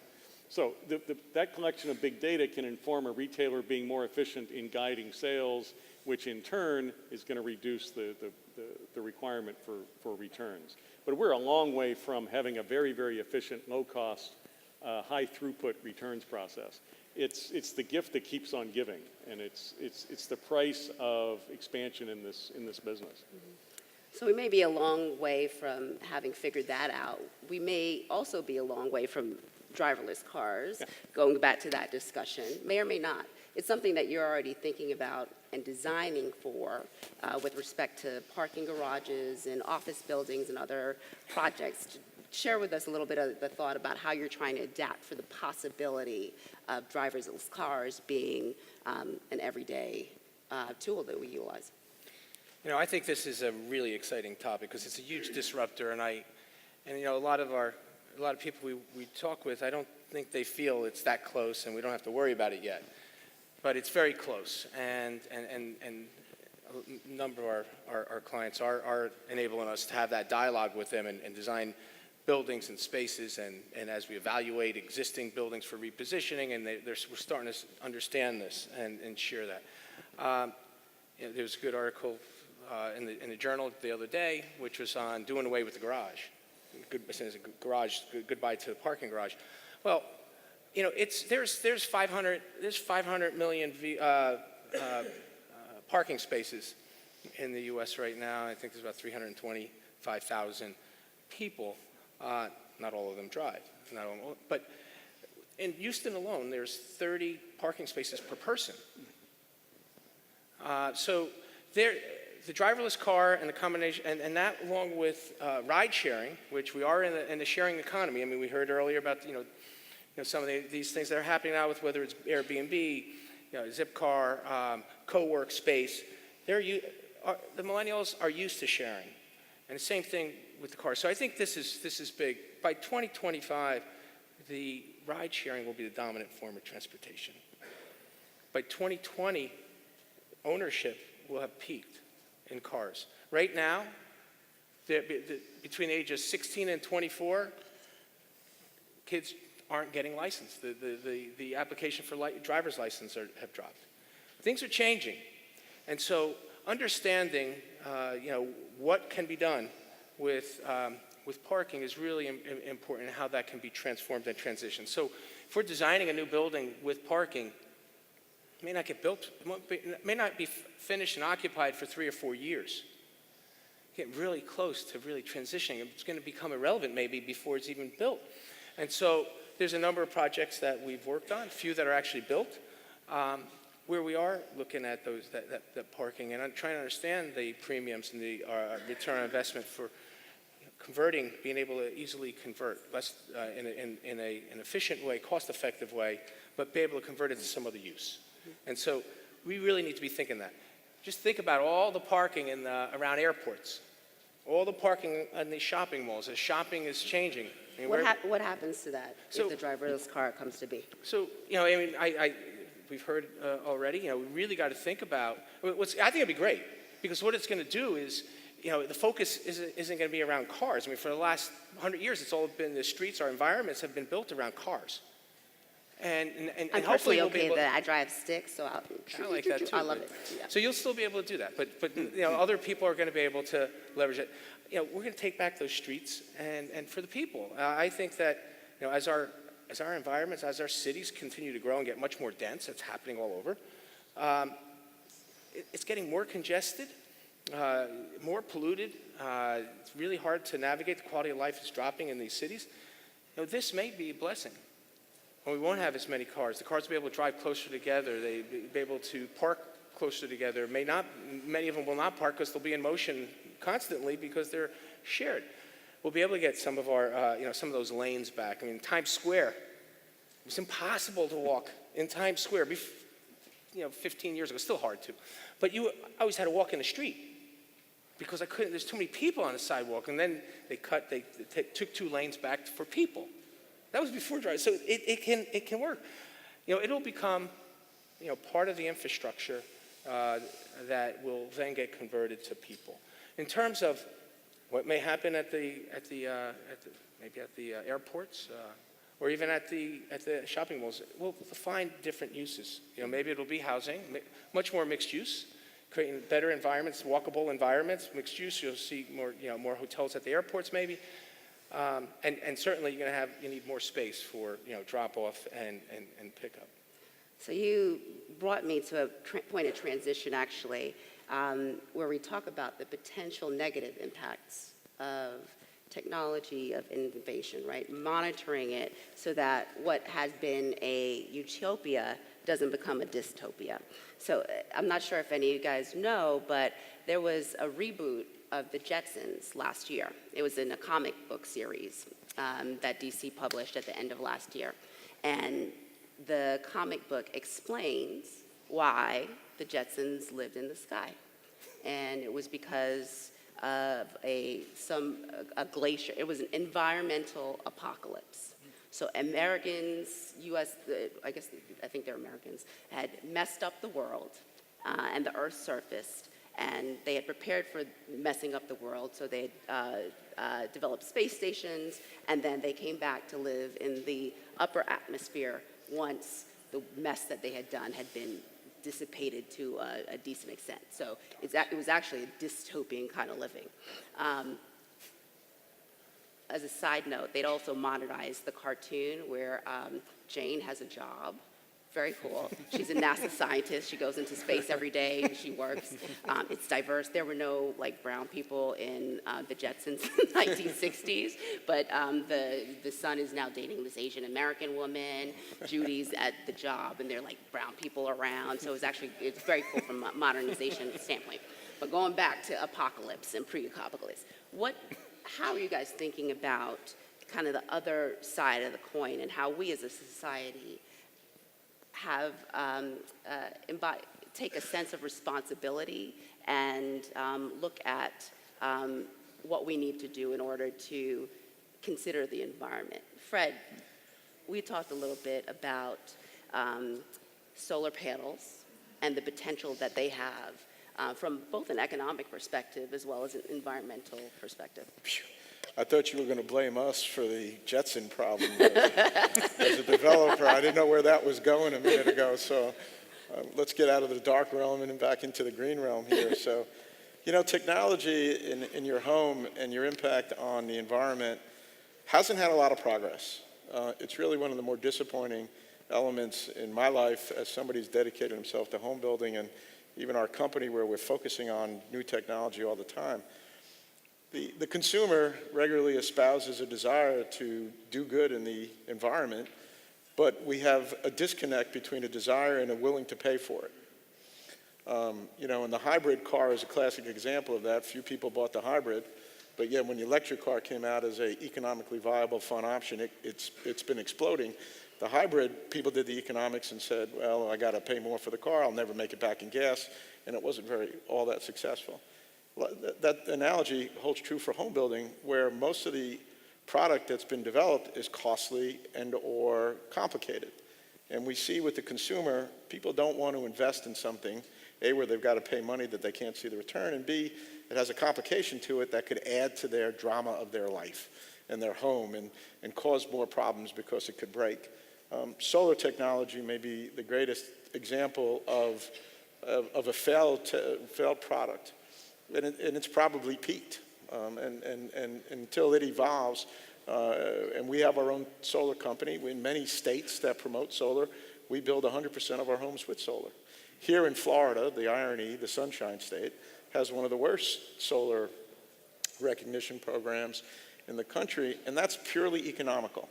The other states that promote it give cash rebates back if you buy, give tax incentive programs at the state level, forget about the federal level, which really makes that rather expensive product economical. So we haven't seen the advancements in the technology. And it's interesting, you don't really hear about it anymore either. A few years ago, they were designing more efficient heating systems and more efficient that, more efficient that, this and that. But what we found is consumer doesn't want to pay for them.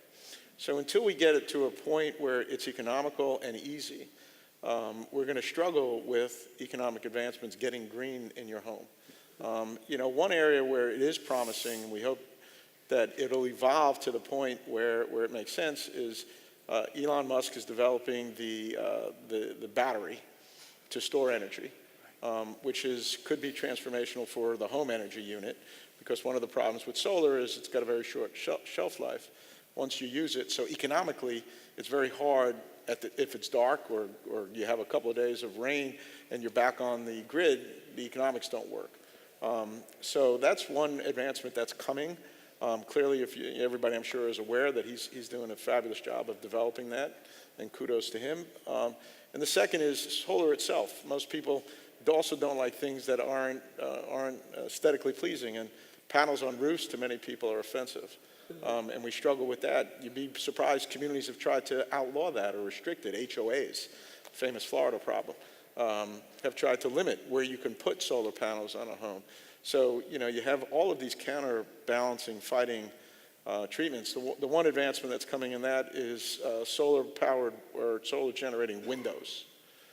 That technology is out there. It's being developed. Of course, here in Florida, they've got to be hurricane-proof, so we have another challenge here. But outside of the southeast, southwest Florida, where you can produce solar energy with your standard window, and you can store it so that you can have solar energy for a week or a month and not worry about going off the grid, that'll be the change to start bringing back products that are environmentally sensitive. But companies aren't investing in that technology right now. Very, very few companies, because they don't see the economic return either. So it's an interesting challenge right now for us. Do the recent, not to get too much in politics, but recent budget and tax evolution support any of this investment now, do you think? No, we haven't seen any of that. There's some advancements in write-off of research quicker and capital expenditures quicker, but we don't think that's going to translate necessarily, because the flip side is a lot of the tax benefits for home ownership have gone away and deductions. So at the personal level, we have our challenges with the tax bill. Here in Florida, we're blessed because of our low tax state. Other states will have some challenges, as Barry pointed out. But we don't think it's going to really do much for the advancement of technology. That doesn't seem to be this political group's agenda. Yeah. I'm a New Yorker, so I'm very angry and trying to release my anger about not being able to deduct all my really expensive real estate taxes. It's painful. Move to Florida. We can sell you a home today. I can take it outside. It's not a problem. I got a couple of them. I'm going to start with the weekend of Southside Dancing and see how I acclimate. We're going to open it up to questions in a few minutes. I wanted to just give you a heads up so that we have mics that will be passed, so the questions are coming. Before I do that, though, let me turn the environmental consideration question to you, Ben. You've been thinking about it from a logistics perspective. Everybody gets these packages, these boxes that are, you have like a little container here and then a huge box. How are logistics providers thinking about environmental considerations broadly? So whether it is the packaging, the amount of gas that's used, utilizing driverless cars to more efficiently deliver packages, how are drones, for example? What else are you thinking about and seeing from that perspective? Well, we could dig into this for a good, hour, nothing but the green impacts to logistics and those challenges. But real briefly, we'll start with the vehicles. The continued evolution of non-combustion vehicles, whether those are the line haul trucks, whether they're last mile delivery vehicles, we lump that right in with the same as autonomous vehicles, meaning it's inevitable. The technology is changing really, really fast. And then lastly, it really can't, in my mind, change quickly enough. Okay?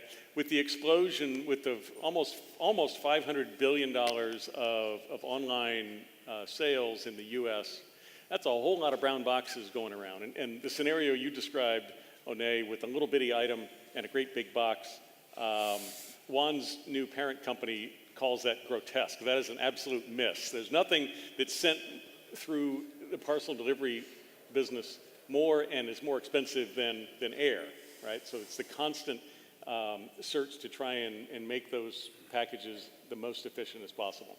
So vehicles, it's inevitable.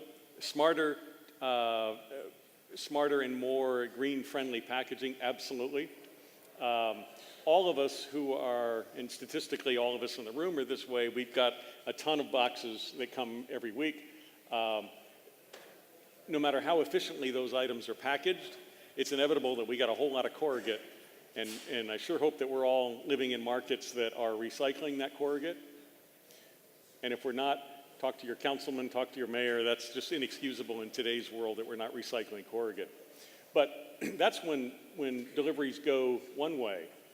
I can tell you that at Amazon, when we were developing packaging for fresh delivery, for frozen, for chilled, and then ambient, especially the frozen and chilled, that was an incredibly hard riddle to solve because for the most part, that is a returnable package.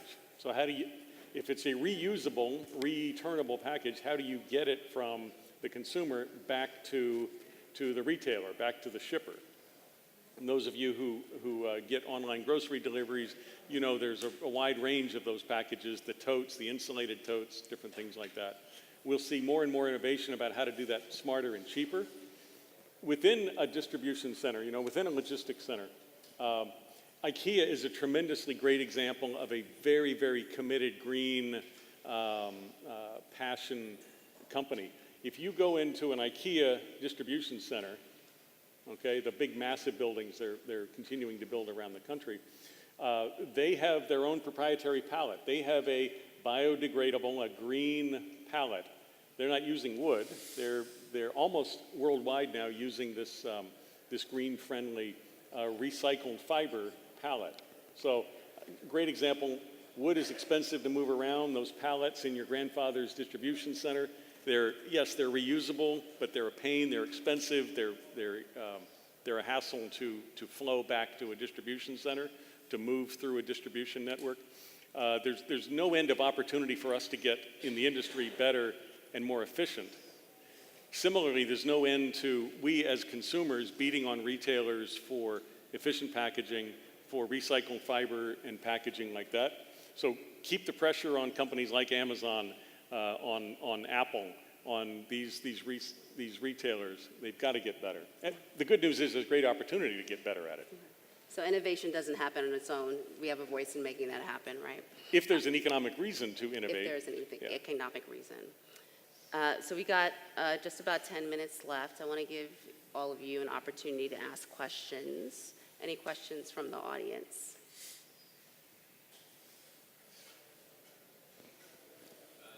You're talking about repurposing parking garages. What are some of the ways you're thinking about that?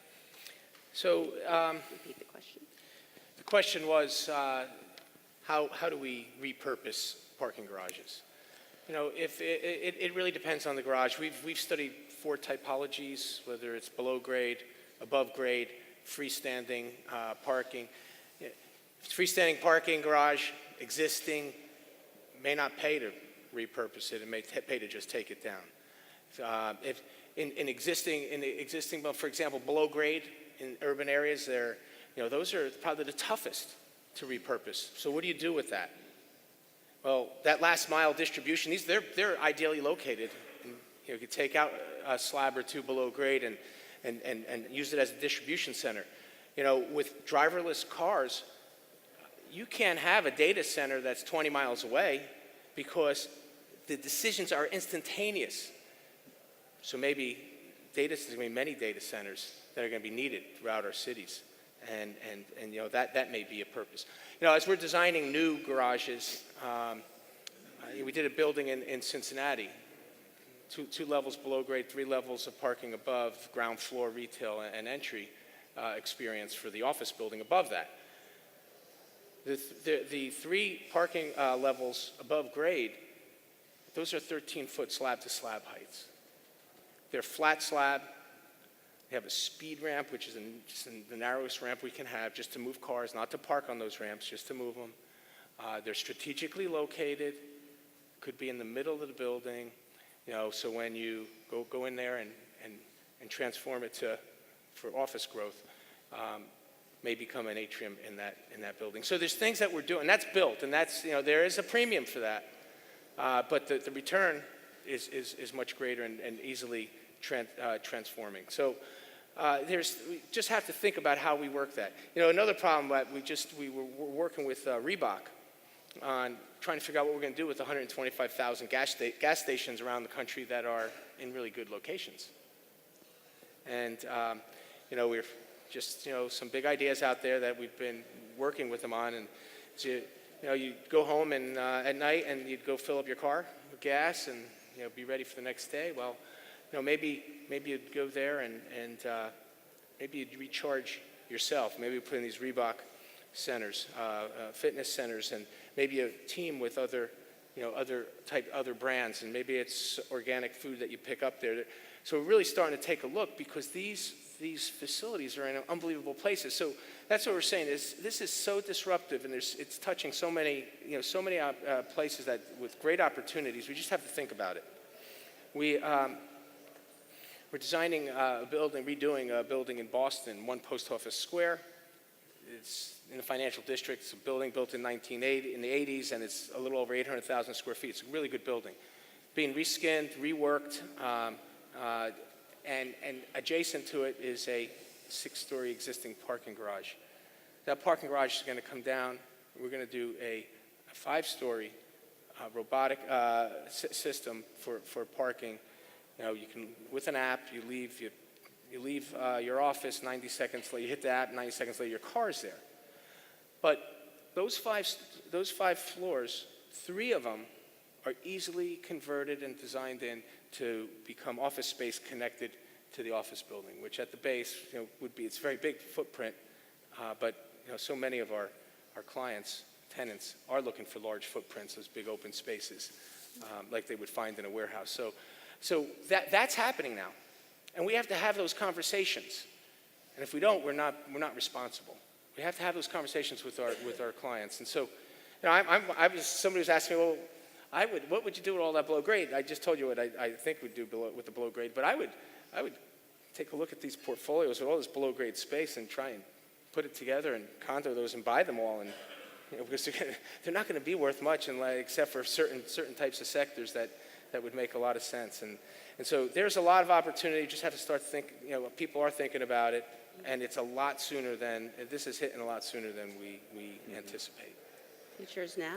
Well, Ford, the CEO of Ford now, the new CEO, Jim Hackett, he was the head of their driverless car division, and he just got moved up to become CEO of the company, and he is doubling down on driverless car. And it's happening. They're all teaming with technology companies, and I was on a panel with Lyft recently, and just to understand what they're trying to do.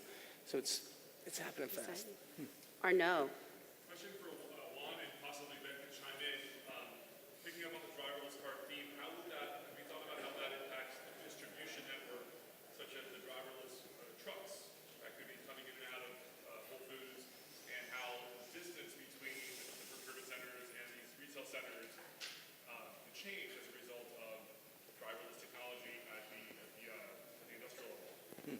Well, I think for us, our product selection could be significantly increased because the long haul, somebody mentioned long haul, right now drivers are limited how many hours they can drive. A driverless truck could go 24 hours a day, no break. So we could get things fresher, faster, and more of it. So that would help our in-stock situation. So that's one way a driverless vehicle would help us. The other one I think is just the fact that the car itself can become just to the store and pick up the product. You don't need a person to drive it or anything like that, so there's no parking whatsoever. So I see it as possibly reducing the parking needs. I think what a parking space is 18,000, 23,000 a parking space on grade. So that allows us to expand our stores, offer more things, bar venues and things like that. So as far as from our distribution center, we probably wouldn't have our own because those are very close. Anyway, I was thinking more in terms of the long haul and maybe transferring things from region to region for the driverless semis, the long haul trucks. The only thing I would add is I like that distinction. The line haul, the math, the calculus, the engineering, the science behind making a line haul roll down the freeway autonomously is so very challenging, but it's nowhere near as hard as it is to do urban freight, to do urban logistics or urban freight movement. So we will absolutely see continued fast innovation and advancement for line haul long before we figure out how to do urban and last mile in an autonomous way. And one plug for autonomous line haul. We hear that's going to take away a lot of jobs. This has always been that rub with the advancement of technology, whether it's robotics or autonomous line haul. Look, the biggest threat to the retail business in my mind, and the biggest threat by association to the logistics business is we're not making any more truck drivers, and we're growing packages like crazy. We're growing deliveries like crazy. That autonomous line haul, the technology associated with that is going to keep us from basically just grinding the gears completely. They're not making any more truck drivers. The millennials are not going into that field, and the drivers who are my age, they're in bad health. They're leaving the industry like crazy. So that's the mitigator. Sure enough, in my kids' generation and in the millennial generation, when y'all are my age, we'll have figured out urban delivery autonomously. But until then, it may not be what we think of as a vehicle or a car vehicle. It could be carts. It could be glorified 2- or 3-wheel deliveries that can make that work faster, sooner. So I think we're going to wrap up in a moment, but we'll have an opportunity for one more question over here. I'm going to give that question to a student. Renee.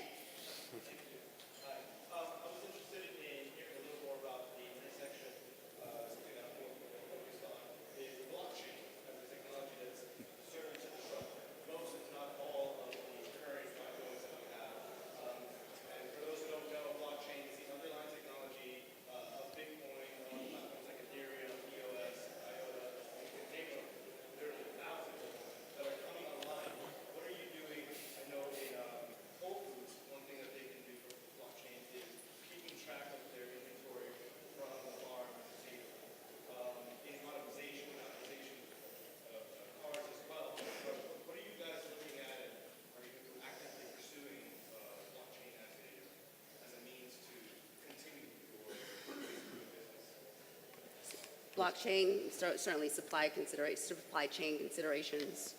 Juan, you got a take on that? Mostly what the kind of data we'd be looking for is, like you're saying, from farm to table, and probably looking for the data we can gather in terms of trends, shopping frequencies, to get the demand right for the supply right for the demand.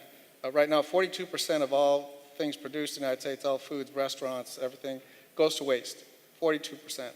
The lunch you had today, how much of it was sent back because you didn't eat it? So we try to use that data and technology on how frequently you shop, what you shop for, if we're going to do a promotion that we ordered, not too much and not run out. So it's more about the data on trends and movement of the product. And through your cell phone that you have in your pocket, through that device, there's a lot of information that can be found out, where you shopped, how often you shop, how many times you went by Whole Foods. We can market to you. So I would probably say that the technology that we would be using and looking for right now is more about movement in our products, frequency of shop, trends of shopping, and How many times you do not shop that you're shopping now, what form of payment you use. That's the kind of data we would probably be more focusing on going into the future. They say by 2024, 40% of millennials will be shopping their groceries online. So we'll have to look at what comfort zone is in there for the millennial shopper for the groceries, what it is they buy, how often they buy it. That would be kind of like technology we'd be looking for. What's the percent of online shopping for grocers now? I don't know now. For Yeah. grocers, I do It's not. in the low single digits, Low single 2 to digits. 4%, depending upon how you measure it. So pretty significant growth, at least for the millennial population. Anything to add there on blockchain before we The only thing I close? would add is it's hot and sexy, and there's a tremendous amount of capital invested in that. We've seen apparel client, beyond food, which is probably the number one hot opportunity in that, we see apparel clients investing in this to really track how we're using garments, how we're using clothes. And for all these things, in my mind, it's somewhere on that continuum from creepy to convenient, and we've all got a different spot there. Some of this may feel a little uncomfortable. Some of this may feel a little intrusive. But from a retailer, from a shipper, from a grower, it's a tremendous opportunity to be more efficient, be smarter. Thank you. So I think we are out of time. I did not get to ask Andrea's last question for the students, which was a piece of career advice. So we're going to do hot and quick piece of career advice for the students in the room, starting with you, Fred. Find your passion. I was a lawyer in New York City. I quit to become a superintendent for Toll Brothers when I was 25 years old, and my mother and my wife cried like a baby that I gave it all up to become a superintendent with jeans and a flannel shirt, and 33 years later, my mother kisses me every day now that I bought her a home a few years ago. So find your passion in life and don't ever let it get in your way of anything else, and be happy as much as you can on the road to your journey. Passion. Juan. Yeah, that would have been my first one. Find what you love and do it. It won't be a job. It'll be a calling. But also remember, you can't do it by yourself. It's all about the team. Gather good people, smart people around you. We have something called servant leadership at Whole Foods, where that is when your focus is to elevate others around you. So when you elevate others around you, you'll be able to have more time to observe, be creative, and for us, it's really about focusing on the team. You can't do it by yourself. So look for team building skills, look for good team members, people who are good on a team. Focus on the team. Passion, teams. Joe. Yeah, pursue what you love and create your own opportunities. Don't wait for it to show up. Go for it. Be aggressive, assertive, create your own opportunity. Because I can't do one, I'll do two quick ones. The first is take risks. Good heavens, take risks. Those of you who are in the programs here at the university, by all means, when you graduate, that first job is not your lifetime career, right? You're all going to change jobs more frequently than those of us up here. Go for it. Experiment with brokerage, experiment with design, development, you name it. And then lastly, do not overlook the coolest space right now in real estate, my bias. The industrial game, this industry is way, way different than it was even 5 or 10 years ago. It's not dumb, stupid boxes. It is rapid, and really world-changing innovation. So consider it, capitalize on it, and take a risk. Excellent.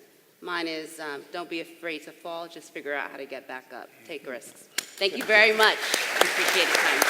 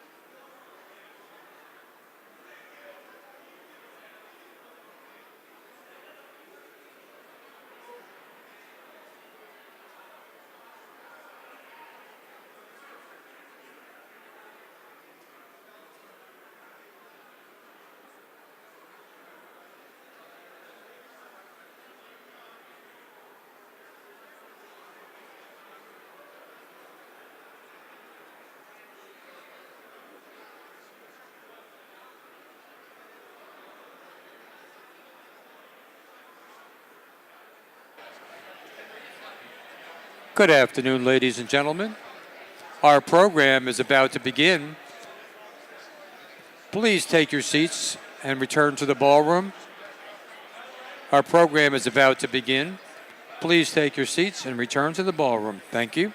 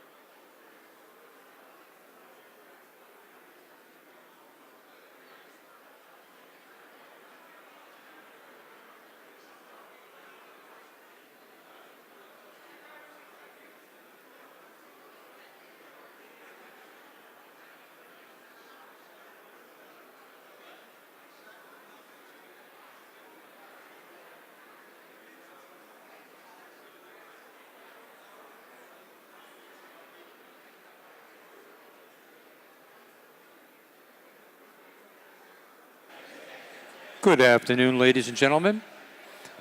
Our program is about to begin. Please take your seats in the ballroom. Our program is about to begin. Thank you.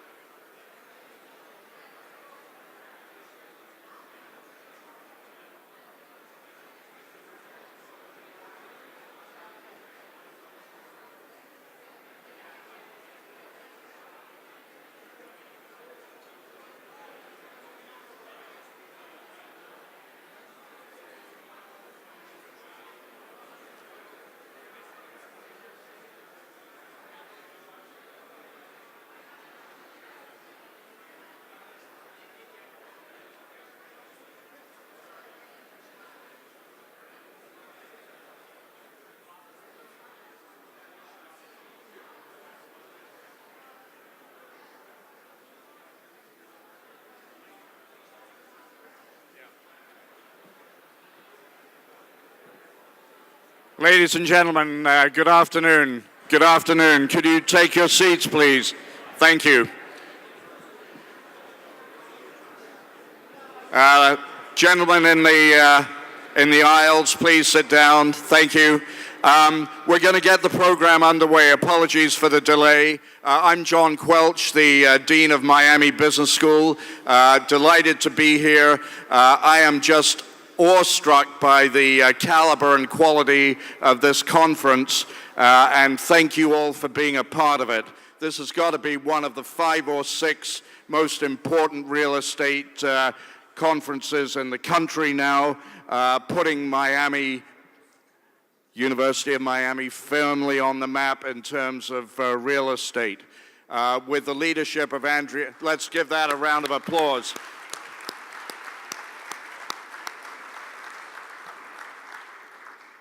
We are delighted as Miami Business School to partner with the Law School and the Architecture School in this endeavor. I want to give a big shout out to Andrea Hewson and all of her team for everything they do.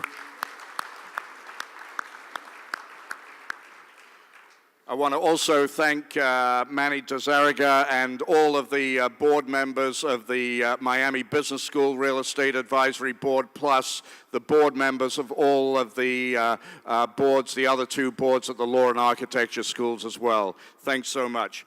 When I came down here from Harvard, I had no understanding as to how important real estate is in the economy in Miami.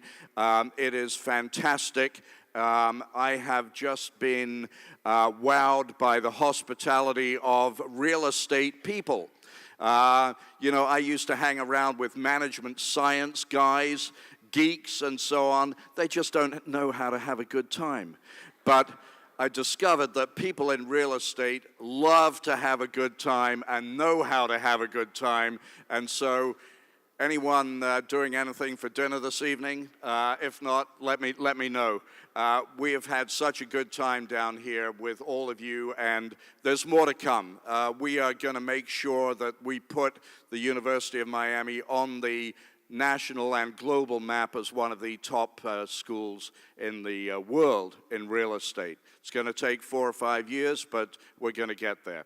I want to give a shout out to Malcolm Butters, if I may. Malcolm, you know, many of you know. Malcolm and Sean, his sister, have just given a very generous scholarship gift to the University of Miami Business School on behalf of real estate students. And we need more. We need more of that to keep the momentum, So now, without further ado, let me introduce my friend and someone who I admire tremendously, the president of the University of Miami, Julio Frank. I have known Julio for several years, maybe about 5 years now, and there are 2 or 3 things that I just want to say to you that have impressed me tremendously in my time with him. The first thing to understand about President Frank is that he is a doctor. And as a doctor, he has a level of humanitarian concern that he brings to everything that he thinks about that really helps run a university. The second thing I want to mention is that he used to be the Minister for Health in Mexico, as many of you know. And in that capacity, he had to deal with a number of very significant public health crises. Someone who therefore has been tested many times in terms of leadership capacity. And that's another reason why I think we're just super fortunate to have him leading our university. And the third thing that I really admire about President Frank is that when I was at Harvard serving, I won't say alongside, but let's say with him, in the School of Public Health, he raised the single biggest donation that has ever been raised in the history of Harvard University, the $350 million naming gift for the Harvard School of Public Health. So watch out. Watch out. When Julio is being very nice to you, he's being very nice to you. A very sincere person, but a gifted university leader. We are just so fortunate to have him as the president of the University of Miami. I know I speak for all of the deans. We're just absolutely delighted. So let me introduce President Julio Frank.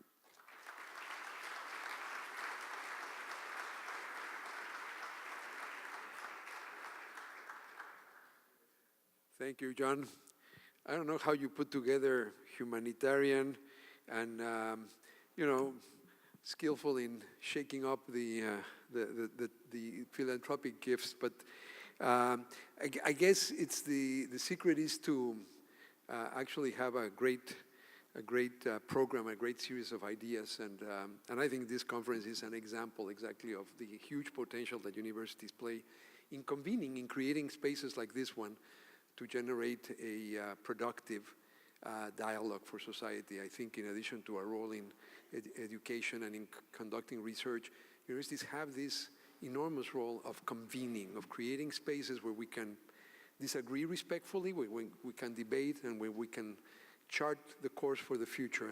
And I think the Real Estate Impact Conference now for several years is exactly an example of that. So I want to thank all of the trustees, the board members, and the sponsors who have made this now 7th annual Real Estate Impact Conference possible, and of course to the deans of the 3 schools involved, all the faculty and the staff that worked so hard to put this together.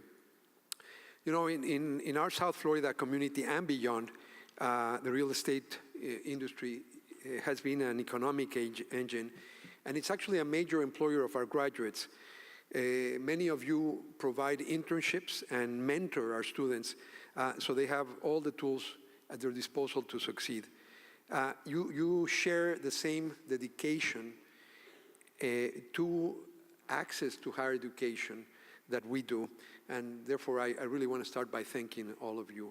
In our strategic plan, the overriding concept is the concept of education for life, which has 2 meanings. One is we have to come in and out of the university throughout our entire life, sometimes through events like this one, sometimes by redefining our own career goals as we proceed.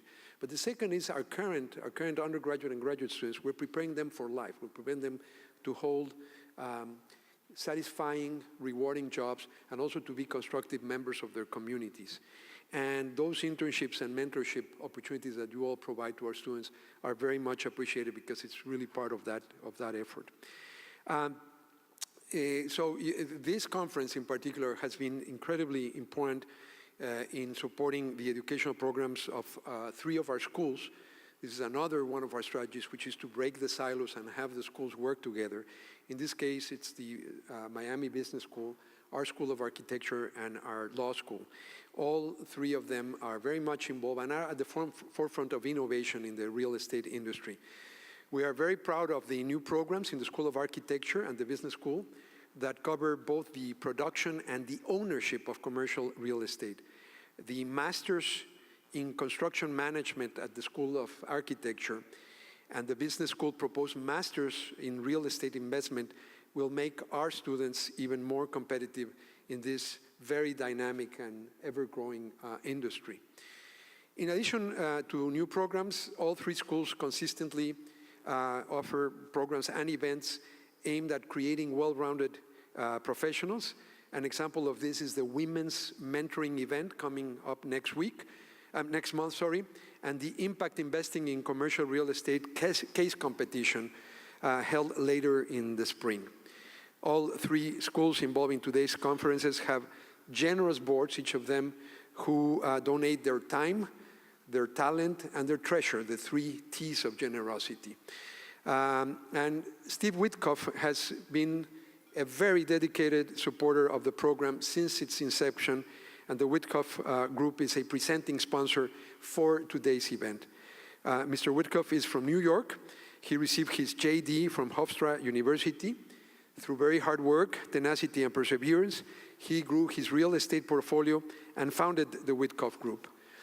20 years later, the Witkoff Group owns properties across the world, and Mr. Witkoff is regarded as one of the country's most successful real estate investors. In 2012, Mr. Witkoff was a keynote speaker at this conference, so we're thrilled to have you back, Steve, to have you here with us again this year, now moderating a discussion with Arne Sorensen, to whom we're also extremely grateful that he is here. So we're in for a great treat. Thank you all for joining us in this 7th edition. I look forward to seeing you in many, many more editions to come. Thank you for everything you do for this community and for the country and for the world. Thank you.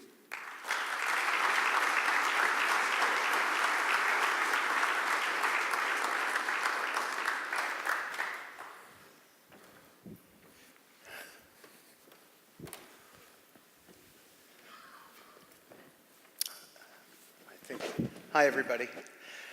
So in your program, you have some notes on Arnie's background. I'm going to just read a couple of lines that were prepared for me, and then I'm going to talk a little bit about Arnie, and then we'll get right to the questions.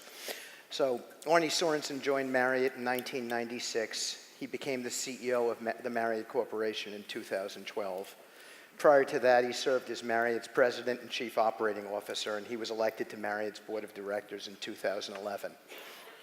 He's got so many achievements that the written materials that you have just don't do it justice. He's a friend of mine. The Marriott Corporation is a business partner of mine. He's one of the most genuine and authentic people that I think I've ever had the privilege of knowing in my lifetime. He's revered at the Marriott Corporation for all the right reasons, because that's the sort of human being that he is. And I've listened to him speak, CNBC, Bloomberg, takes from the Davos conferences. He's spoken all over the world. He is so thoughtful and incisive, and I dare say that you're going to find his views to be incredible. I have to remember some of the things that Barry said about him so I can test Arnie with that.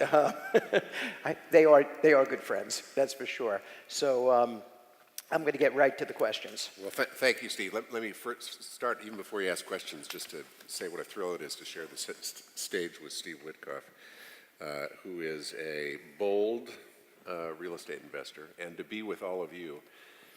We are dependent on you. In fact, we don't really know how much real estate we have in our system. We think it's probably in excess of $250 billion. We've got about 1.25 million hotel rooms in the system open. Tony Capuano, who runs development for us, and his team signed roughly 2 new hotel deals a day last year in 2017. And you just think about maybe 200,000 a key as an average. The stuff Steve builds is much more expensive than that. And we're grateful for him, but we're grateful for the partnership we have with lots of real estate investors, many in this room. And it's fun for me to hang with you a little bit. I'm not really a real estate investor, but I'd sure like to be. I think you're not giving yourself enough credit, but I expected that because he's a person of perfect humility, and you're gonna see that. So, okay, I'm gonna lead off with the first question, Arnie. So Marriott International has had a great year. You've added new hotel rooms all around the globe, and of course across different brands. Starwood assets are being integrated or sold, and earnings are up 20% on a pre-Starwood comparison basis. What can you tell us about how the Starwood acquisition is progressing? By the way, this is something that Barry talked about too. Can it be that this transaction turns out to be a win for both the buyer and the seller? And what is the driving force behind the success of the deal so far? Well, it's going great. I loved hearing when I walked in that Barry was here this morning, or earlier this afternoon. I guess you guys started right after lunch. I got to the hotel business about the time Barry was putting Starwood together in the late 90s, and we competed, if you will, for the acquisition of Westin in probably 90, what would that have been, 98, maybe 99, because Barry was a part owner. He was both a seller and a buyer, so this thing was rigged. It was not a fair deal. And he ended up buying Westin, and of course suddenly found himself with Westin and then Sheraton and a whole bunch of real estate and a platform that he had to figure out how to operate. I remember not long afterwards, he was trying to understand this management and franchise business, and somehow we were in a conversation on the telephone, and we were then obviously real competitors. But he said, this management business, I don't get it. I can do a great real estate deal and make $100 million, and here I get a management contract, I get about $250,000 a year, and if anything goes wrong, I get blamed. But he ends up building a pretty interesting portfolio of brands. For those who've watched this for years, some really early moves. One fundamental, obvious move was the Heavenly Bed. And it was one of those innovations in the hotel business that was so basic, it should have been thought of decades ago. You think about it, what do we sell? Well, we sell lots of things. We want a great food and beverage experience. We want a great architectural experience. We want a rich memory that comes from it. But fundamentally, it starts with a great night's sleep. And we at Marriott and lots of others in the industry before that had said, how do we do beds which are going to last forever? Not how do we provide a night's sleep that's going to cause people to want to jump in that bed and just say, oh my God, this is beautiful. I want to be there.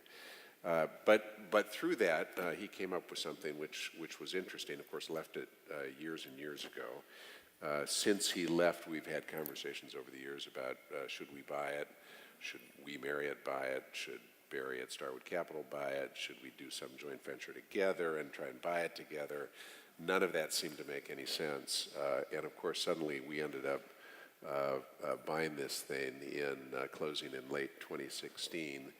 I think if you had asked us a year before whether we would predict that, we would have said absolutely not. But the way the markets moved, the valuations of the companies moved, and the way the strategy began to evolve more and more because of intermediaries in the space. Think about Expedia, think about Airbnb a little bit, but more Expedia and Google and the rest. We thought we ought to jump in and do this. Now we've been at it a year and a half. I think so far it's going great, but we've got a lot of work ahead of us. And this year has really got the most exciting piece to it because in 2018 we will bring Marriott Rewards and SPG together. And when we bring them together, I think we will unleash the value of the combined platform. And that will roll out as the year goes along, which I think will then allow us to say to certainly regular travelers, why would you belong to any other program? Because whether you want a luxury hotel, we'll have 8 luxury brands, whether you want a luxury stay or a lifestyle stay or a select service stay, whatever one of 127 countries. I think we signed a new deal in a new country for us this morning. I better not name it because I'm not sure it's public yet. But you know, we have a place for you to be, and the team is moving as quickly as it possibly can to pull these two platforms together, and it's going great. That's great. That's great. And I know your team, so I know Tony well and Tim, and you have the team to integrate it. Arnie, Marriott is a global brand, and we are counting on you to shed some light on how you view the different areas of the globe as far as potential profits and risk goes. In particular, is China still the country with the biggest growth potential for hospitality for Marriott and in general? And how do you see the United States fitting in? Well, the U.S. is still our biggest market, and in terms of number of units we're adding, it's also our biggest market. In terms of percentage growth, China would be bigger.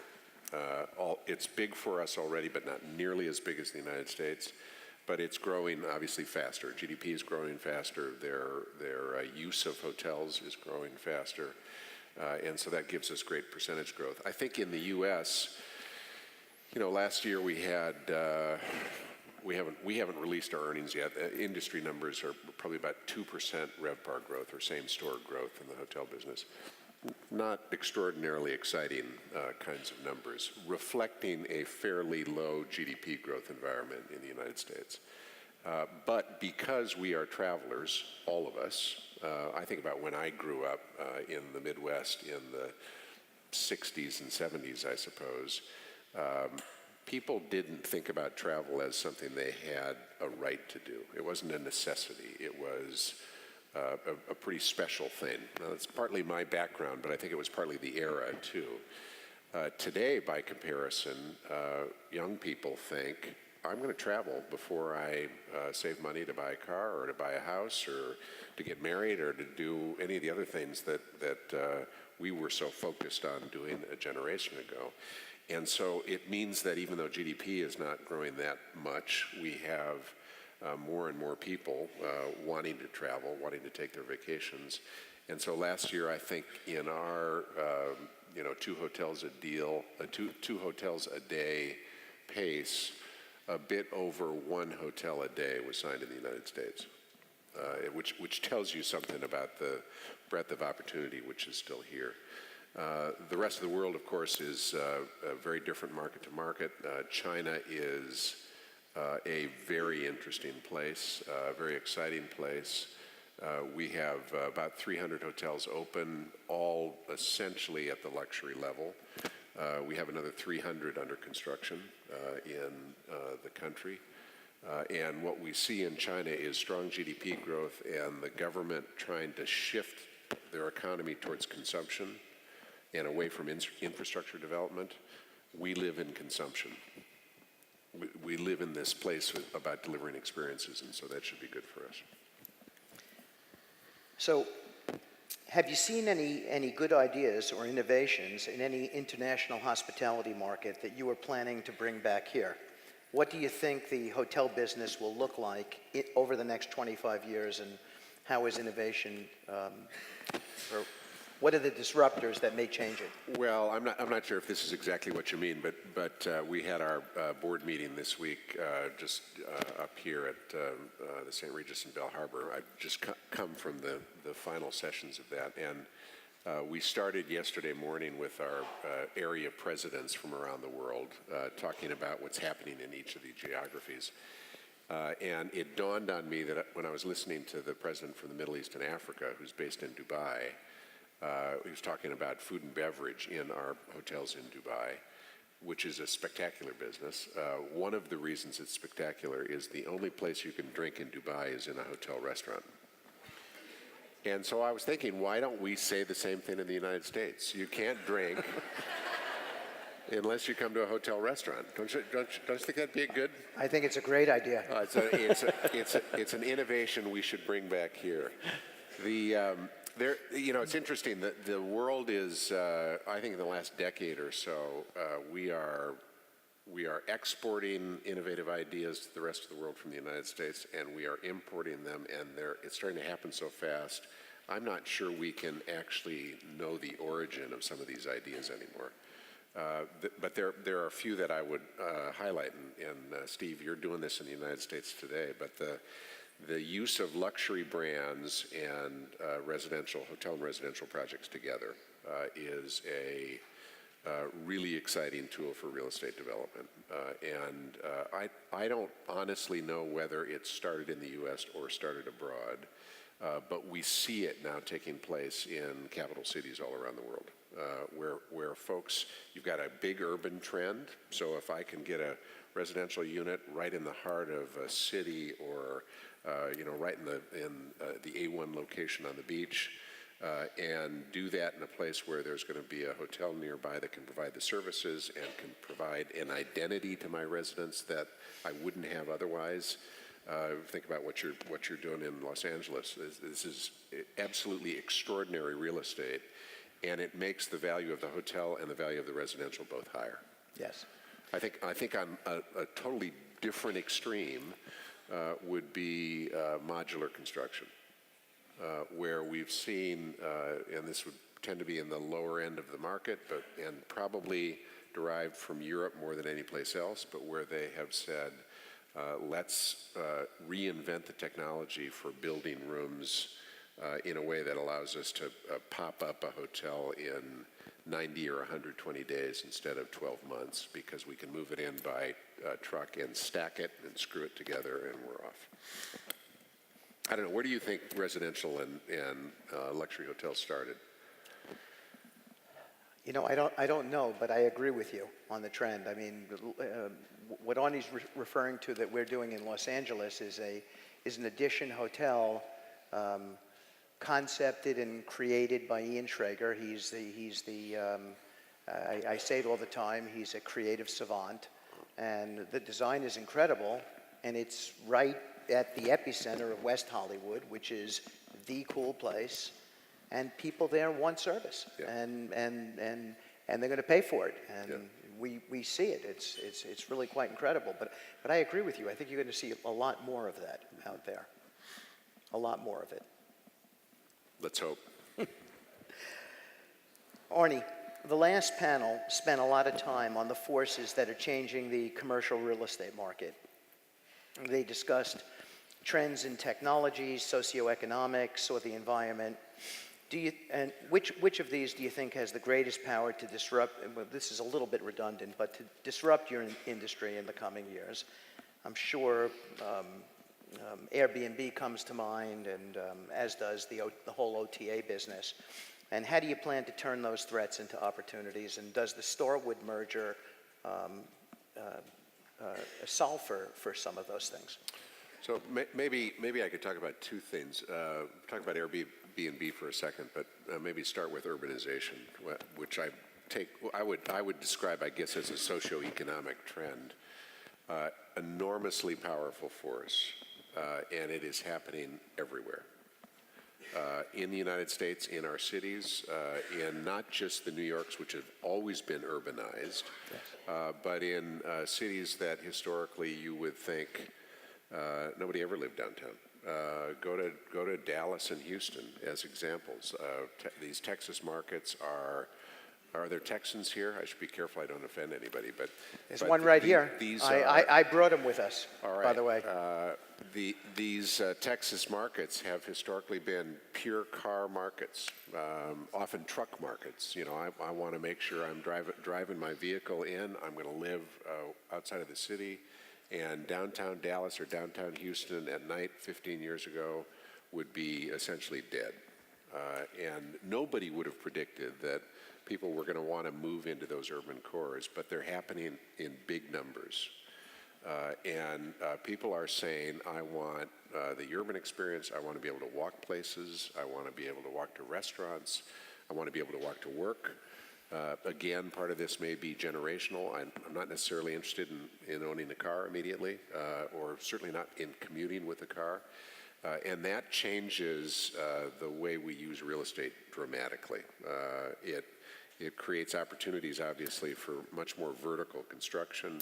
But again, whether it's mixed use, residential, hotel, retail, office, how does all that work together in a way that I think is changing those cities and even changing markets like New York. In New York, until 20 years ago, well, I will say this, although I don't have a fraction of your expertise, the sense I had was you either had an office building or you had a residential building.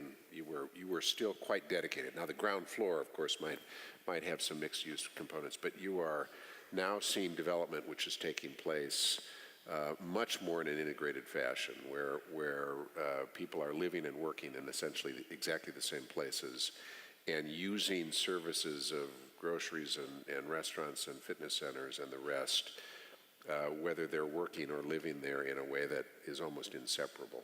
And I think that's powerful. I think having more luxury lifestyle, full-service brands is a real advantage for us in the context of that. Airbnb is fascinating. I know Barry talked about it a little bit this morning. They are competitors of ours.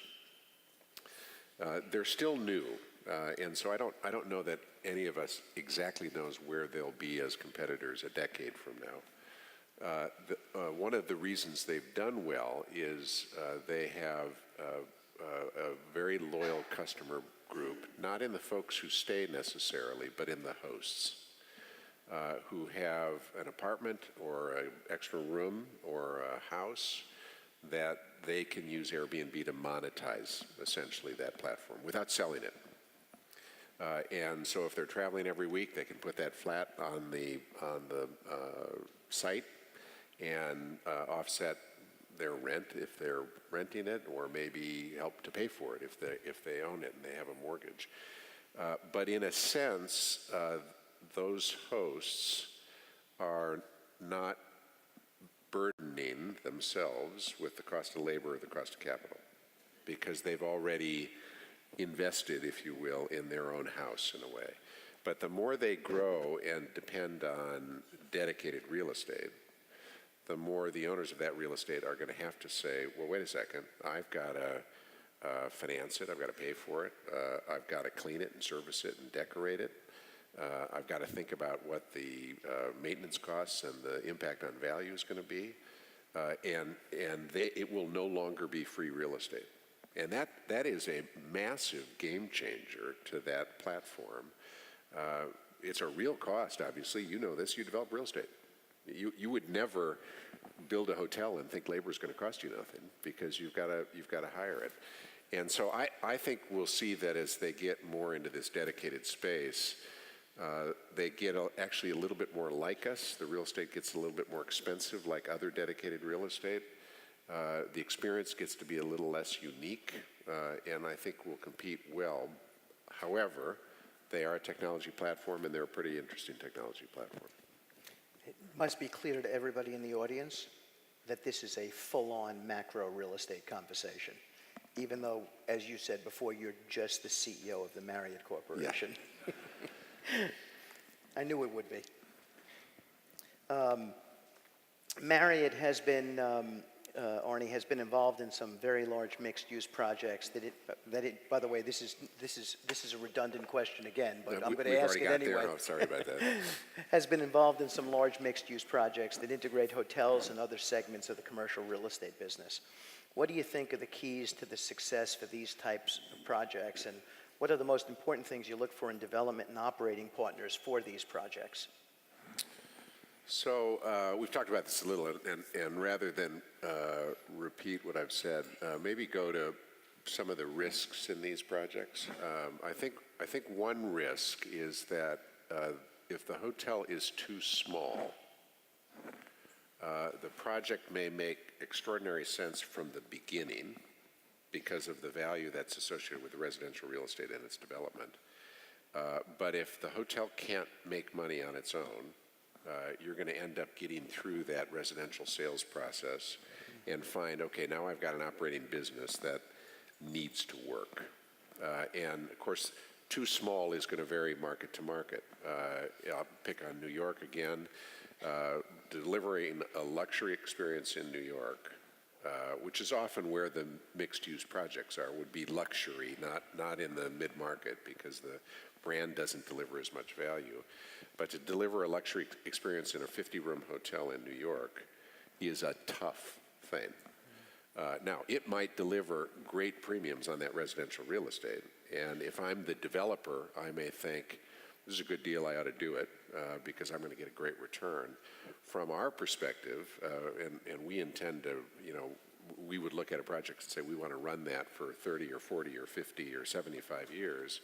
We need to say, okay, but let's look through that sales process and see whether or not we've got a hotel that can cover its nut. Because if it can't, you're going to get 10 years out, maybe, or 15 years out, and you'll find that the quality of that asset gets lower and lower. And then you've got those historic residential buyers who say, well, wait a second, I acquired what's supposed to be a luxury flat in a luxury hotel, and I'm sort of losing that. I think that is the principal downside. I think the upside is all about skill in developing. It's about great design. It's about great location. It's about having the services that are valuable today, and obviously we want more and more of great food and beverage. We want more and more of great fitness. Spa in some markets, but certainly fitness in every market. And we want services, I think. We want somebody to be able to take care of us. Thank you. Arnie, Marriott was just named one of the 30 best companies in the world to work for by Fortune magazine. I can attest to that. I know so many people who work at Marriott, and they're so bought into it and so loyal. What are the secrets to your success in keeping all of Marriott employees happy as the characteristics of the workforce evolve? And how do you maintain that sense of loyalty with them? Because it's really quite incredible. So maybe start with, it's an old story, but start with a story. We did I don't know how many rooms it is, 1,100 rooms maybe, JW Marriott outside of Phoenix called Desert Ridge. 15, maybe close to 20 years ago we started it. Probably opened about 15 years ago, maybe 17 years ago. And Mr. Marriott and I were touring it not long after it opened, flown out from Washington to Phoenix. It was an uncharacteristically cool day in Phoenix, and one of our GMs had picked us up at the airport, and I wasn't properly dressed. I was, wearing a short sleeve shirt or whatever. And we dropped off our bags, and we got back in the car, and the GM brought me a windbreaker from the hotel. He said, here, take this. and rode around for a while. And I was, when we finished, I was giving him the jacket back, and he said, "No, keep it." And I said, "Well, I don't need to keep the jacket. I'm fine." And Mr. Marriott said, "Take the damn jacket. You built him a 1,200-room hotel, and there are 800 new associates working at that hotel." And he focused first on the number of jobs that had been created there. And for this GM running that place and suddenly having essentially a small city filled with opportunities for people is the thing that, in his view, was the most important. And it's a really basic point. I mean, I think you could all ask yourselves, why do I develop real estate? And you'll each have a different answer based on your motivations, your personality, the kind of project you're working on, maybe. I think at Marriott, what we would say regularly gives us the most pride is the jobs that are created forever in the projects that are developed. And it's easiest to tell those stories about parts of the world where there are no jobs. I was in the fall of '16 in Kigali, Rwanda, opening the Marriott in that market. And those jobs are life-changing.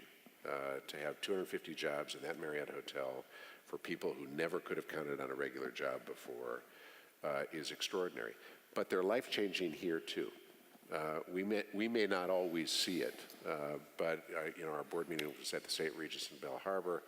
The woman who was taking care of us, Hilda, who is Hispanic, has been in the hotel. She worked at Key Biscayne Ritz-Carlton, then she went to the St. Regis Belle Harbor. I told her we bought Starwood to get her back. But she is a classic example of somebody who loves her work. 5 feet tall.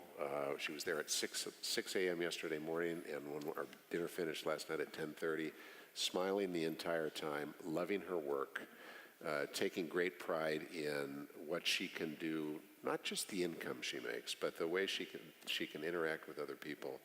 And you think about the ability to do that across lots and lots of countries, lots and lots of cities. We have 700,000 people who wear our name badge every day.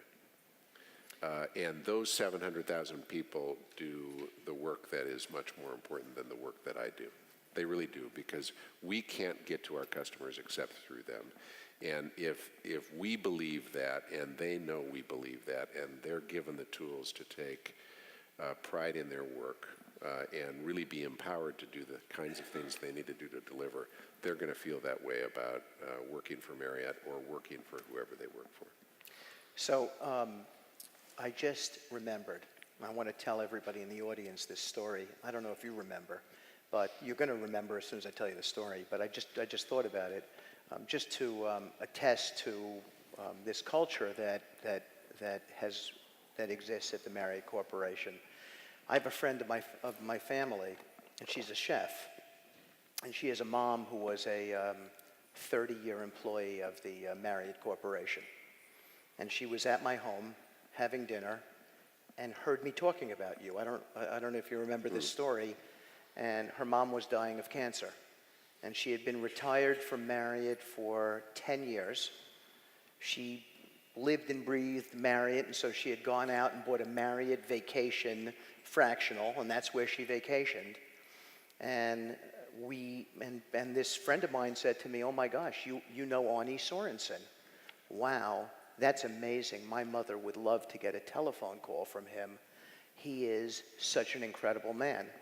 And I emailed you. You called me back immediately and called that woman there that night. Now, she died 6 months later. But Arnie Sorensen called this Marriott employee who had been retired for 15 years, and you spent time with her on the phone, and I remember, I thought to myself, you are a very special man. Well, it's a special company.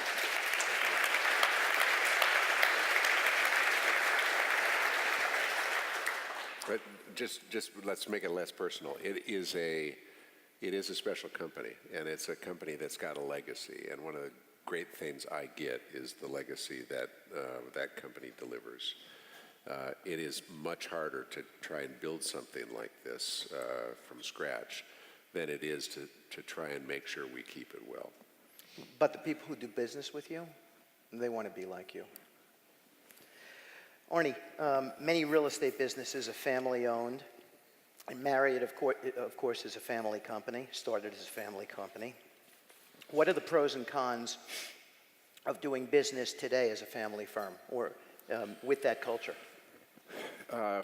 For us, it is a huge advantage. Now, Marriott is a family company, but it's been a publicly listed company since the 50s, and the family owns about 20% of the company. So it is a family company by legacy. It is a family company by personality.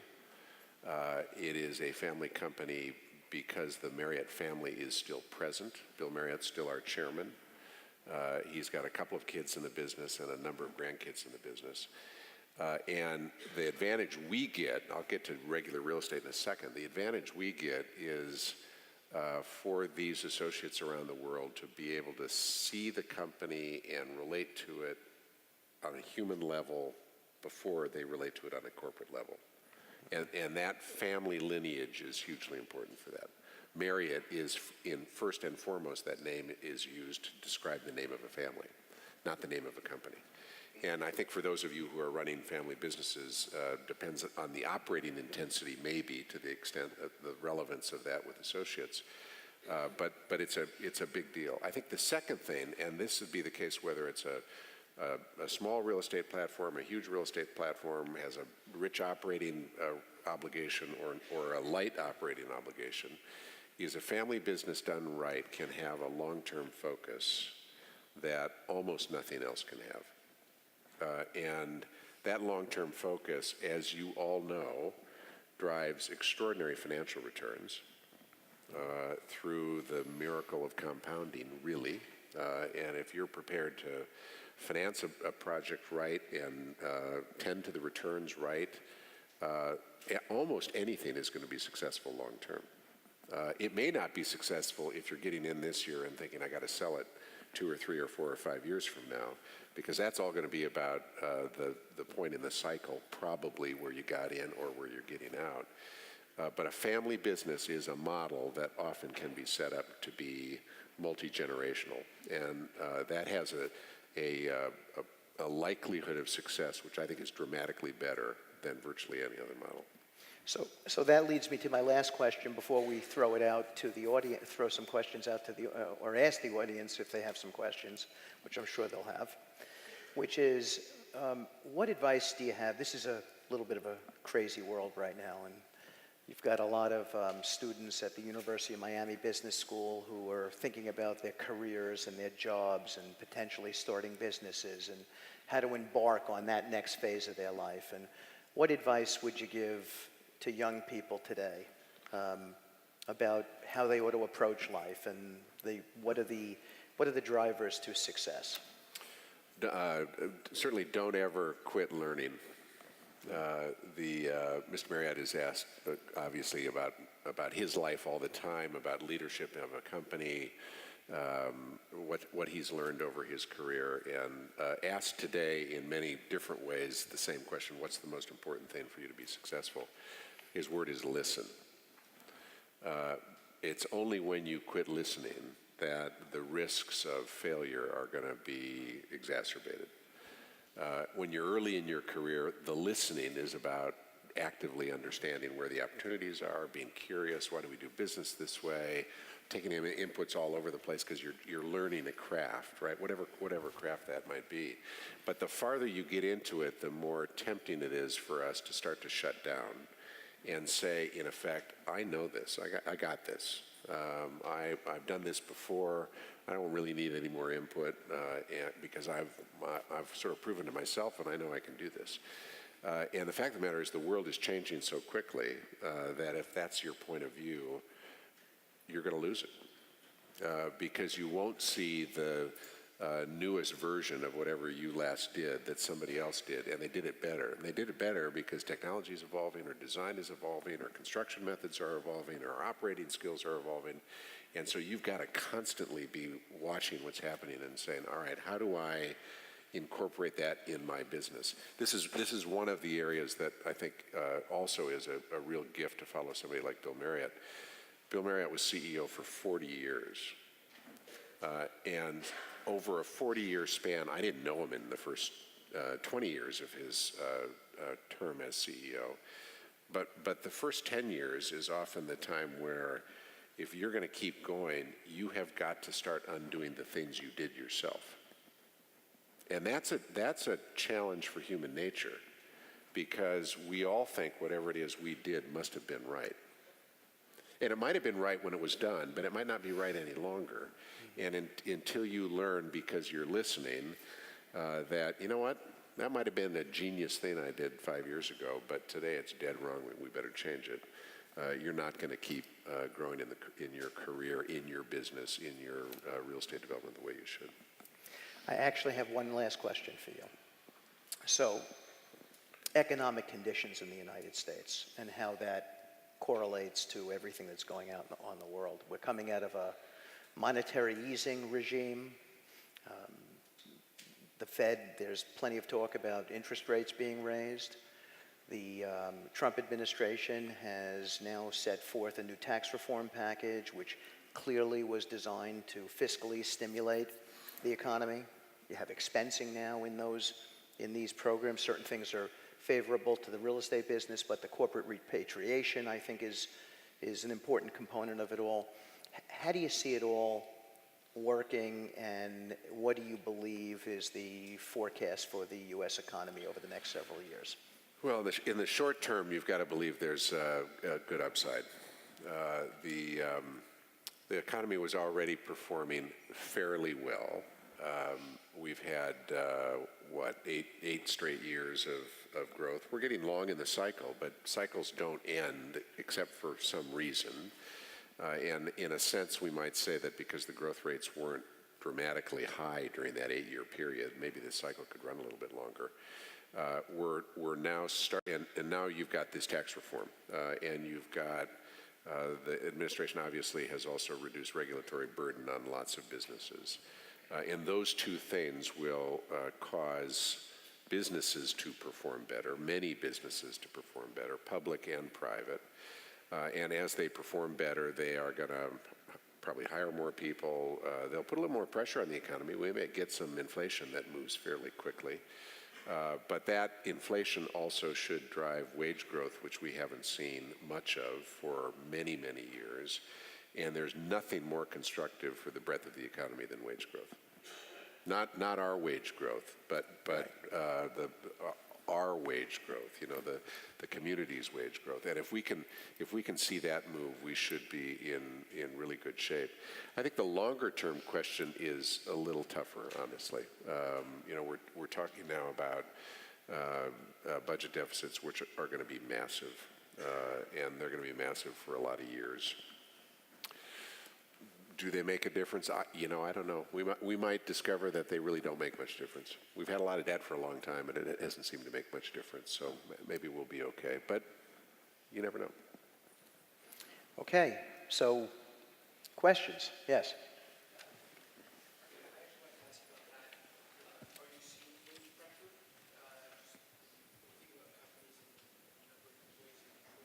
Yeah. It's hard to really fathom another company or other companies that employ as many people as you. Yeah. So I'd love to hear on, whether you're seeing wage pressure, and then I'd love to also understand if you have any thesis around why we haven't seen wage pressure. Historically, when you get the employment rate 6, 5, 4%, you start to see wage pressure, and you employ a ton of people, so you probably have a sense for why that hasn't happened. Yeah. Yeah, I'm not sure I have deep insight into this. The labor market is getting tighter. There's no doubt about that, and that includes an increase on wage pressure. Now, it's going to vary by market significantly. In some markets, you've got unemployment which is way down. You've got also, obviously, the impact of what's happening in the immigrant community and with immigration, and both are relevant. Those are different things. We've got obviously immigrant communities in the United States that exist and are vibrant and healthy.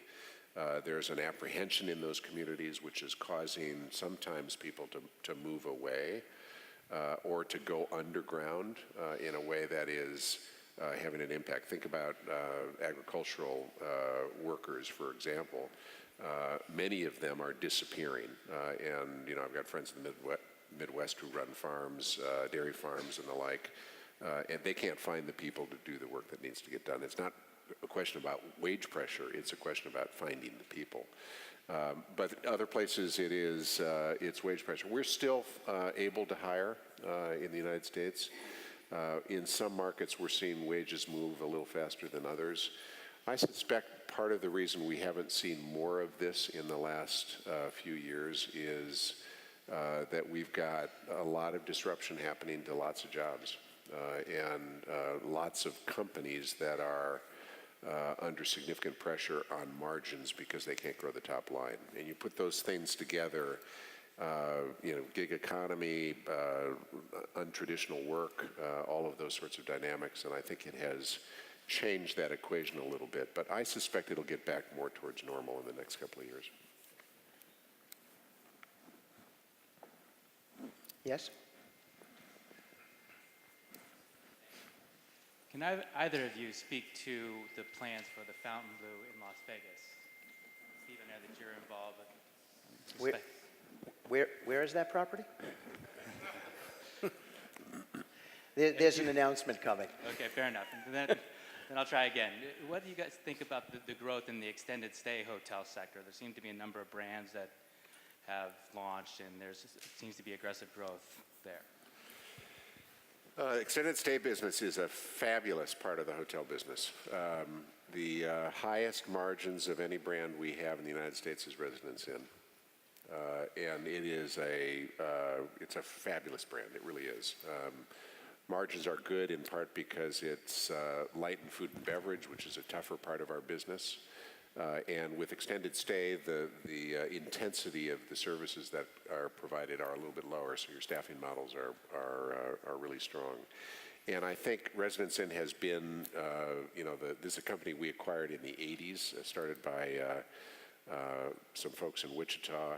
We've loved the brand. It has attracted a lot of followers, other brands. We have a few of our own, one that comes to us with Starwood, which is the Element brand, which is a lifestyle version of the same thing, and we think the potential there is great. But I think the more people understand the economic power of extended stay, the more we've seen people, competitors and hotel owners and developers drawn to it.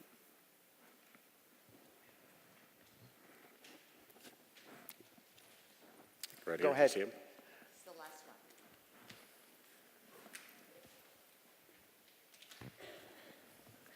one. There's been news about major hotel brands going into the cruise industry. What are your thoughts on that, and how does that relate to real estate as the core asset of your company? Many of our hotel brands going where? Cruise industry. Cruise. The cruise industry. Yeah, and we have a Ritz-Carlton ship which we just laid the keel on in a port in Italy, I think. I didn't take the time to go myself, but Tony went and was there for the keel laying ceremony. And we're excited about that. Now, in fairness, we were in the cruise business in the 80s, and we really didn't do well. And when I said to Mr. Marriott that we wanted to get back with some Ritz-Carlton ships, he looked at me like I had landed from Mars. But we won't own these ships. We're going to provide essentially the hotel services, and I think that they will be a smashing success. I'm not an expert on cruise, but it's obvious that there is a big group of customers who love the cruise experience. And obviously our brands being in the travel space, we'd like to be in there at least to some extent. The standalone cruise companies are pretty powerful companies, though, too. They've got great businesses. Andrea, we're getting the hook. We're getting the hook? Yeah. Okay. Well, I want to thank Arnie. Thank you so much, Arnie. Thank you. Thank you. Thank you. Thank you. Appreciate it. Thank you, Chuck. Thank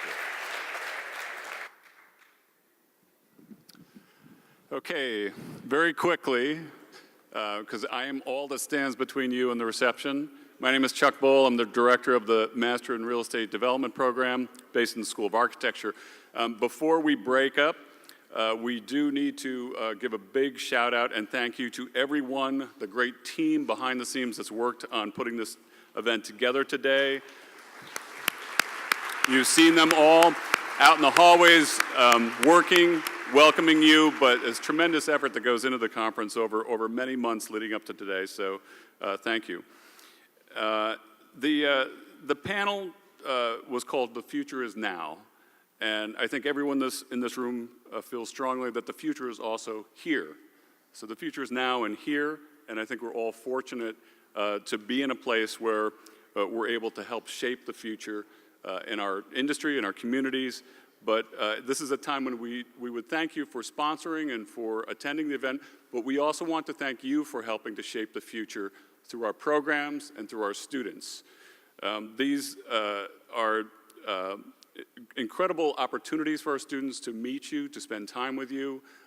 Many of you give generously of your time to mentor our students and to provide opportunities for them in the workplace.